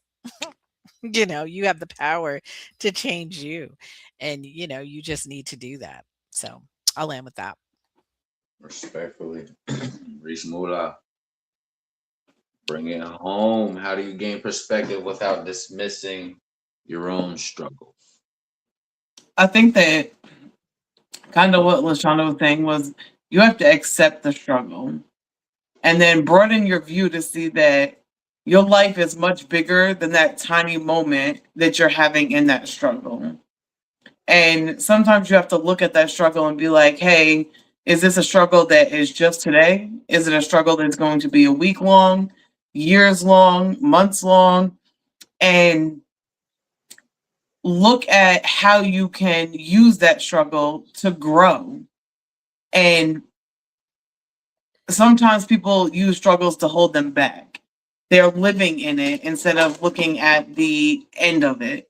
A lot of times, and by no means am I perfect, I'm a lot better now than I was probably a month ago. I pause on how I react to things. And it might look like a struggle that is going to be a long-term struggle. And sometimes when I pause that initial reaction and I play it all the way out, I'm able to find a better solution to that struggle than if I just initially reacted. Sometimes it's been to my detriment that, you know, I hold things in so long before I address it, before I deal with it, that it ends up making that minor struggle into something that's way bigger now. And I'm somebody who reacts before I even think. So I'm working on learning to think and play things through before I react to them. And sometimes that's what you have to do with a struggle. How can you get to the end of it? If I immediately react to that struggle, I might make the struggle worse than if I take a step back, look at the bigger picture, and take the stepping stone. Sometimes, like, and what I learned too is that I have to look at other people and realize that what I may think is a struggle is not really a struggle. And it's just something that it's a mild little bump in the road that you got to get over. And I'm learning because I'm a firm believer in that you learn every day if you're willing and open to it. That a lot of my struggles have made me a better person. If I didn't go through any struggles, then my perspective would be completely different than it is now. And I think that sometimes we look at a perspective from one view and not multiple views. And I feel like that you don't have to dismiss a struggle and act like it never occurred in order to be like a perfect person. No one's perfect. Everybody's had their struggles in their life. But that's kind of like what LaShonda, are you going to allow it to define you? Are you going to allow it to hold you back? Do the work, get over the struggle, and learn to not repeat that struggle. And then that's one struggle that you don't have to worry about anymore because you learned how to deal with it and you moved past that. What's the next struggle? You're going to struggle in different ways. You're going to struggle financially, mentally, emotionally, physically. There's many things that you can struggle with. So today's struggle might not look like tomorrow's struggle. And I really feel like that the more that you step back and view it and then just confront it head on, your perspective is going to be completely different. And I'm going to land with that. Respectfully. I forgot to say it was what were you on? N? I think it was on We're on K. oh yeah, Okay. K. So I think it was on N. I appreciate your transparency. Where we at? How do gain perspective without dismissing your own struggle? I agree with y'all. I think some people come from comparison. That's why they complain because you know he has it worse, or he like you yeah was saying he has the Benz or they has a thing. Stop coming from comparison and competition. There's nothing wrong with competition because we all got to compete in this world. So there's nothing wrong with competition. I'm not saying that. It's the thing that you need to do for yourself is zoom out. Take yourself out the situation, zoom out and see, oh, it's not as worse as I thought. Or you may not be off the course that you think that, you feel me, you're not taken by, seeing this little, struggle in the thing. So you zoom out, and by seeing somebody else's position, your struggle, you feel me, as worse or as the other. However, you not comparing yourself and seeing it from yourself, and you still can follow and do what you have to do, stay on course. Because like I said, you're not trying to compare yourself to somebody who's either worse, greater, or whatever. Just take yourself out the comparison mode and see what do you still have? Where are you still going? Are you still on the course? Don't let that impede, you feel me, somebody else's struggle impede the struggle that you got. Learn from what you're going through and continue the course, man. Marathon continues, man. Y'all You all right just out made there? me think of something quick. My grandmother used to always tell me, compete with yourself and don't compete with others. And I never understood what she was saying until I got older. And when you just said that, it just kind of like brought it back. Like, if you compete with yourself, you're always trying to be a better version of yourself. Respectfully. And when you just said that, you like competition, there's nothing wrong with it. Yeah, compete with yourself. Compete on how you can be better tomorrow. Like that. On that note, we're gonna go to commercial. We're gonna be what we are. Okay, we got one more, man. We're gonna come back with S. We're gonna wrap this thing up. Appreciate you viewing, whether you on Facebook. Eventually, man, you're gonna have to come on over to YouTube, man. Dirty's channel, Della News Show. And if you on Twitch and Kick, y'all gonna have to eventually come on over to Facebook. But I appreciate your support, man. It means a lot. Like, share, subscribe. Definitely hype me up. You already know. This is BK. Mike Payne. Carly. 34 and a half. Hot boy Shay. Tyrell. And I play Tyrell. And Monica. Jay. Asu. Mo. Big Prince in that series Make Some Noise. You gon' hear me now, feel me now.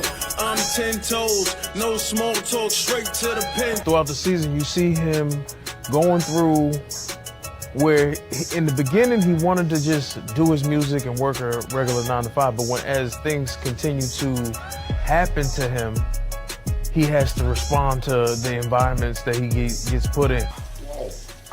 Damn. Nah, fucked up, cuz. Yo, my bad, bro. Where the fuck was you at anyway? I was trying to get a little bottle or something, type of weapon that even the odds, it was more than us. A lot of people called me and was like, when they see me, I like to say I retreated, which is something people do in war all the time. They retreat to, regroup. Another word I like to use when I think about that scene. People thought I was like, punani. Nigga, you must not know who the fuck I am, nigga. This my city. Y'all beat his ass. Get up, bitch ass. You ain't talking niggas. We outside. I had people say, you just being you. I ain't gonna lie. I ain't no bully though. I ain't no bully, but yeah, don't take me there, bro. But other than that, yeah, just I'm that nigga, and I definitely feel like I'm that nigga. You supposed to feel like that, you feel me? Yeah. Damn, she fine as hell. What the fuck you doing with this bum ass nigga? Might well come to my section. Nigga, I wouldn't give you the time of day if you paid for it. Like she's she's a good person at heart. I just think she's in the wrong career field. You be surprised what type of men I see on a daily. Oh, what? That make you nervous? You scared? Nah, not even. I think you kind of see her go from a stable person to just kind of really wanting to hold on to a relationship that probably does need to end. Excuse me? It's been a few days with who? Who you been working with? And who are you about to compare me to? I'm just tired. No. I need to get some rest. No, let's talk about it. Who are you about to compare me to? Nobody. Was it the girl that dropped you off? Yeah. I saw that person drop you off. Who the fuck was that? A friend that, everybody try to keep around in life, that still, doing the normal things, having a job, you know, taking care of bills. No, I ain't got much, man, but I know I can go and get a few dollars. Nah, man, you ain't have to do that. Man, look, bullshit. You know what I mean? It's your dream, man. You're my boy. Plus, I gotta make sure you give me a shout out, man, when you get your Grammy. I gotta make sure I contribute to your dream, man. Go watch I'm So Tyrell, Make Some Noise on YouTube. Go watch it now. It's on YouTube now. Now we get a licensing deal and they tell us to take it off. You won't be seeing it and you'll be mad because it's on some sort of platform. So you getting first dibs to watch it before anybody. As we create it, we load it up and you get to watch it. And you can go watch it right now. Go rush over there. Tell them Land Your Plane sent you in the comment section. You heard me? Make some noise. You get to check that out yet, LaShonda? You get to watch it yet? When you get a chance, man, watch. You know I acted in it, so please check it out. Okay. Yeah, I'm gonna send you the link. Send you the link. Okay. I come in the third episode, so and I'm in every episode after that. I got some, you know, I got my acting on. I felt like Denzel. You know what I mean? Respectfully, definitely patronize all my patrons. Tap in. Last one, ladies and gentlemen. Are y'all all right? We're good. Yes. Do it. We made it to S. Share gratitude. Don't just store it. Gratitude becomes more powerful when it leaves your head and enters your behavior. My last question to y'all.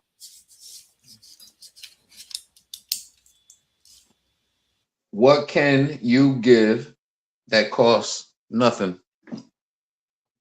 We're going to start with LaShonda. Yourself.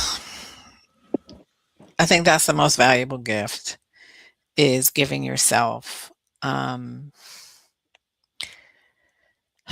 Depending on how you grew up or what you grew up or what people told you, you know, I work with a lot of people who feel like they're nothing and they don't have worth and they don't have value because they've made so many mistakes in their life.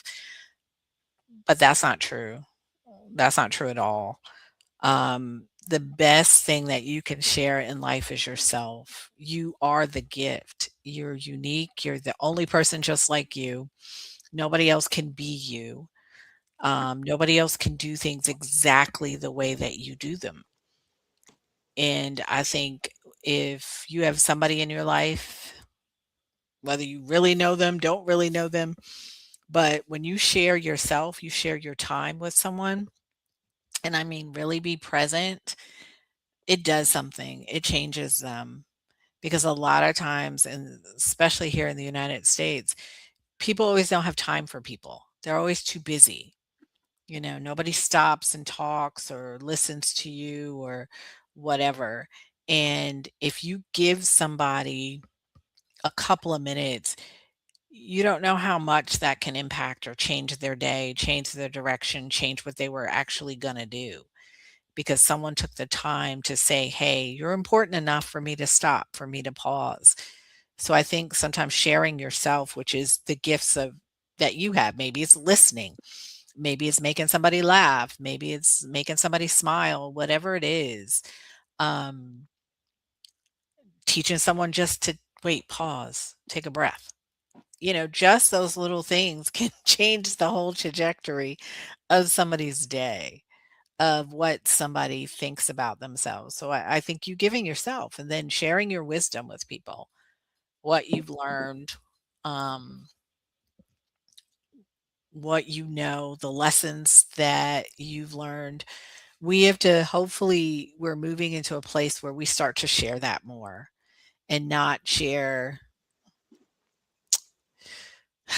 the other stuff on social media, like, you know, people standing in front of the cars, people standing in front of the houses and the things, all the things, right? Material.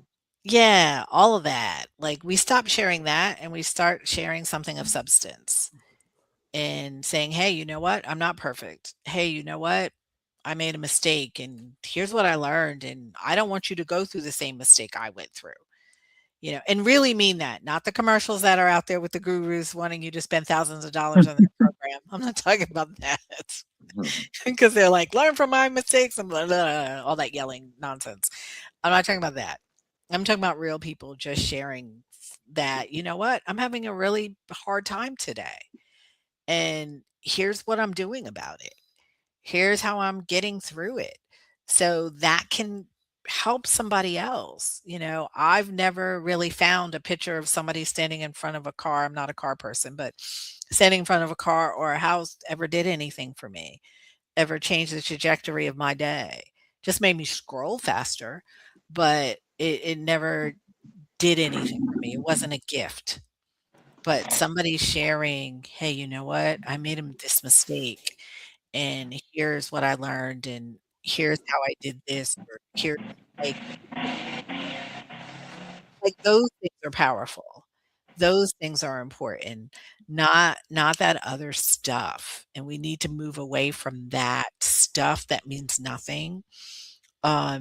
And sharing the best gift because that's not the greatest gift. Like we've been in this mode, this old era mode of all those things and sharing those things and this, me turning up and all that other stuff, as a way of showing my life is really good. But is it? See, because if your life was really good, couldn't you just stand there 10 toes in and just share?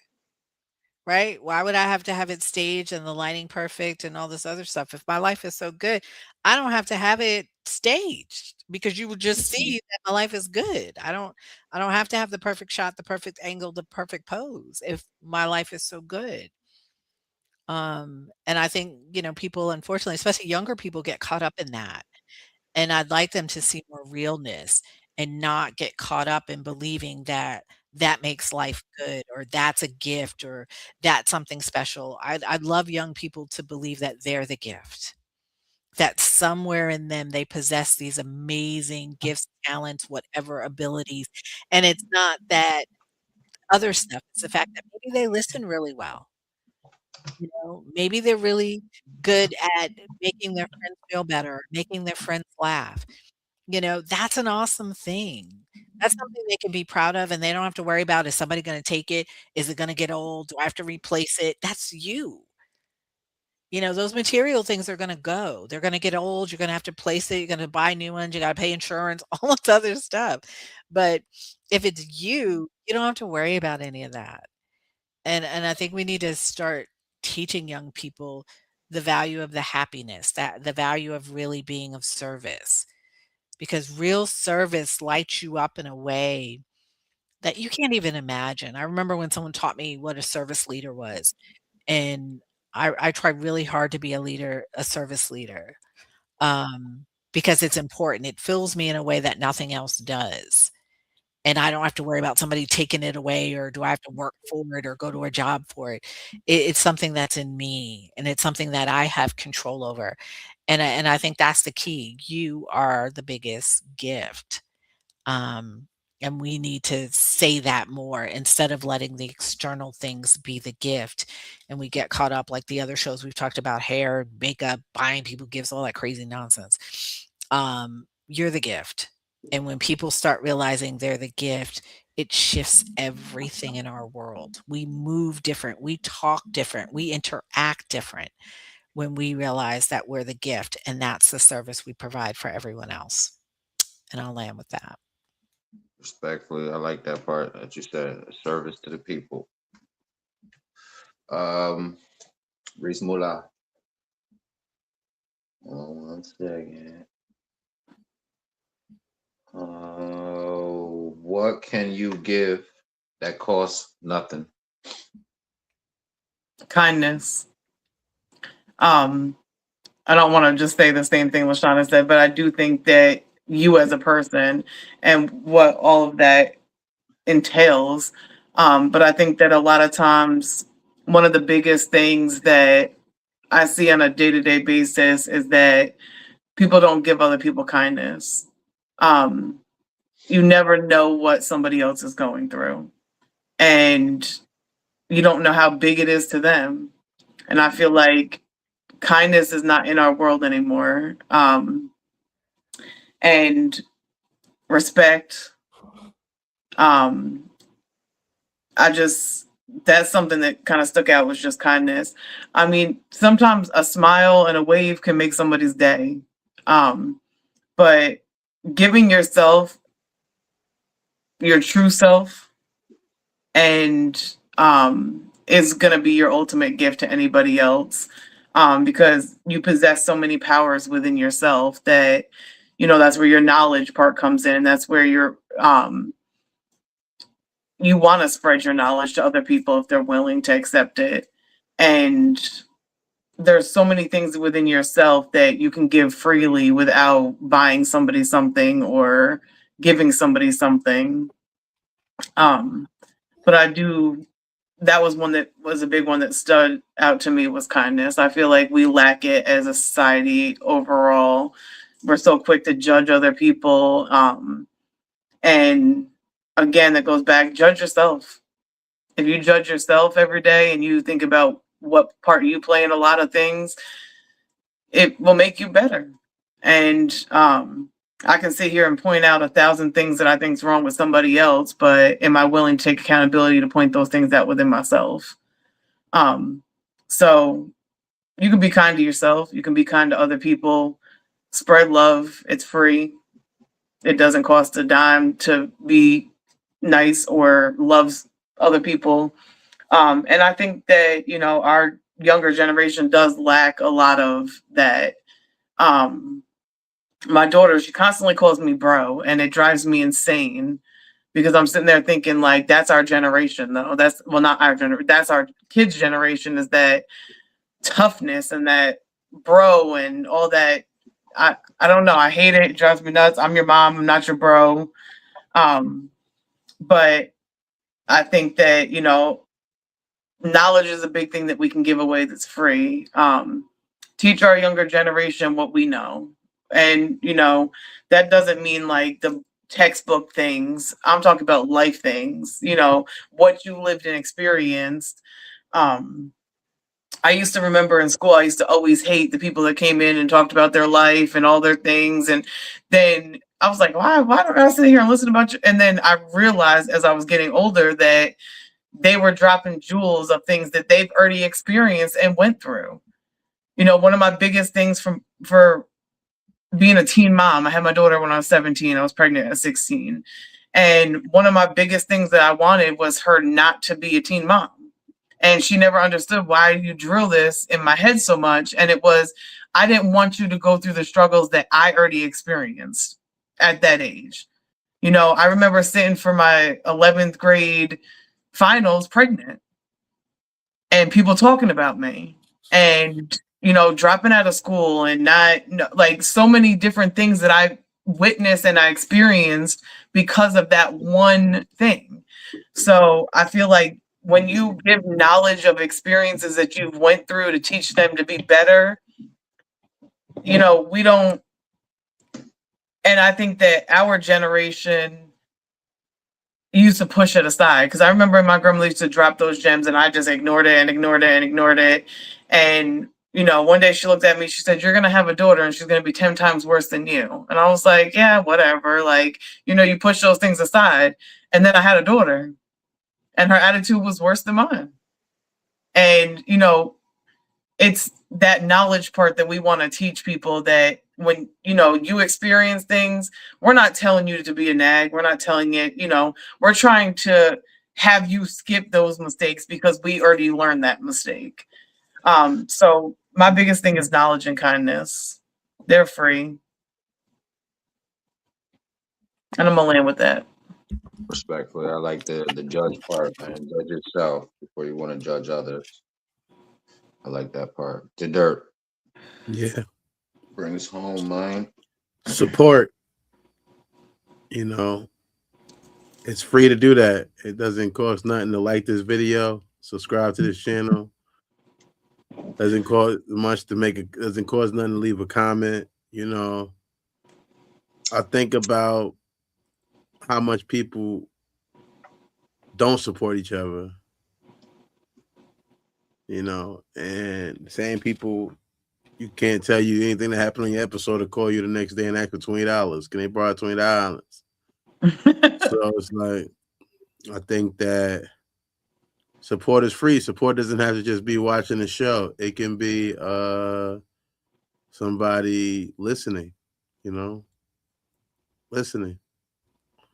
We don't we think of things so we take so much fucking things as far as money's concerned, but we don't think about the idea of like how much free shit we can do that don't cost you nothing. It just wish somebody a good day, give somebody a call, and give somebody a chance to get better. You know what I'm saying? And love is free. It don't cost nothing to love somebody. I know that could be confusing with so much prostitution going on in this world. So much OnlyFans, you know what I mean, going on. It's like, hold on, I need you to pay to support me. But really, just to love somebody, that's a free thing to do, And showing up, it's free to do that. It's free to show up, depending on what they want you to show up for. Now, they want you to show up the movies, that's probably going to cost you $1 million, but,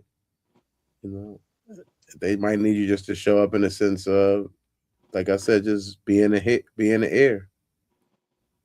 So many times I think about things I've done for my cousin, or he has done for me financially, but the things that mean the most is just listening and hearing each other out.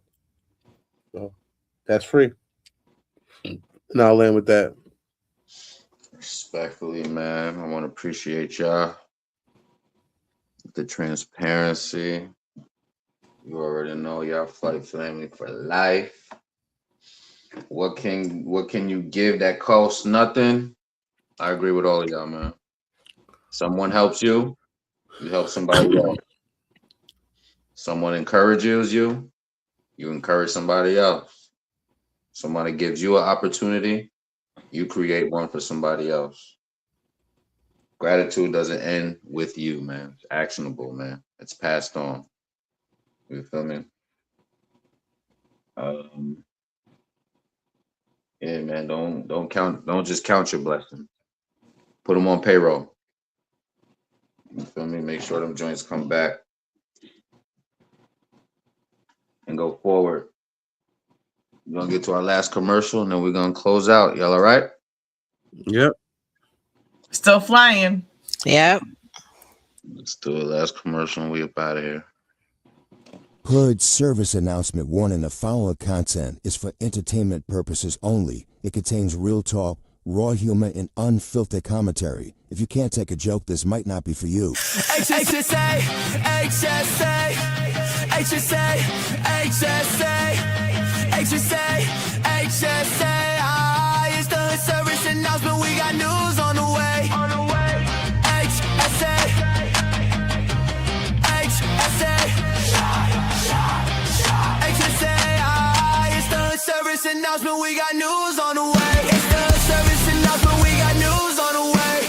What you gonna hear is the news of the day, and we keep it real. We don't got no time to play. We just tell you what it is, and we do it with no delay. Talking rent due, lights due, food on the plate. Talking little bro, sliding, trying to dodge that case. Talking auntie in the back, trying to keep her faith. All facts right now, not a second late. HSA, HSA, HSA, HSA, HSA, HSA.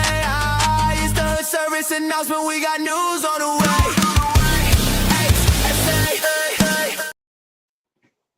Yo, tapping with my guy. You're gonna see us tomorrow at 8 Yep. and every Monday and Wednesday and Friday at 8. Yeah, tomorrow take them to jail. So come through for that. Come through for that. Special, Yes, sir. Yes, sir. Special shout out to y'all. You already know. Every time I want to get some special shout outs to Keep It Up with Reese Island, Riding with Rico, T Bryson 73, and 728 Brooklyn. Those are the last subscribers. I want to shout out to y'all. I'm on the road to 1K. So don't forget to like, share, and subscribe to this channel, man. I appreciate it. It means a lot. Close this thing out. Maybe gratitude isn't about convincing yourself that life is perfect. Somebody has more money. Somebody has a bigger house. Somebody has the relationship you wanted. Somebody has the career you dreamed about.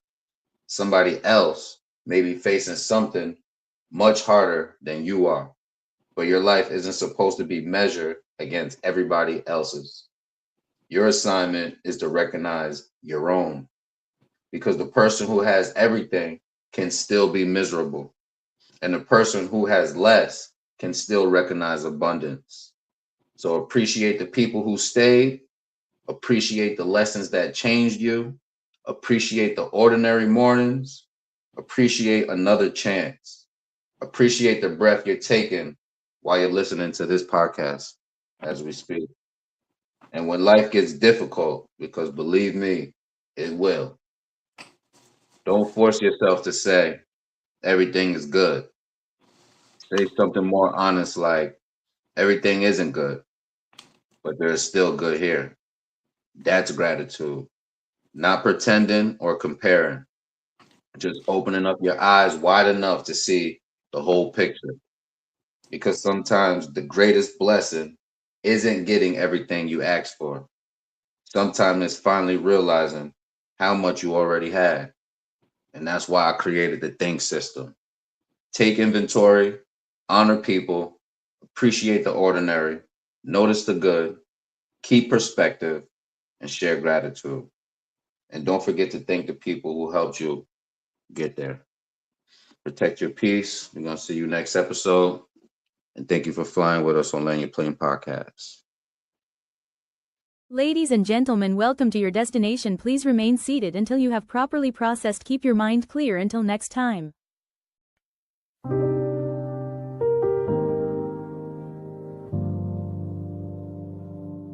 Land your plane, land your plane, land your plane.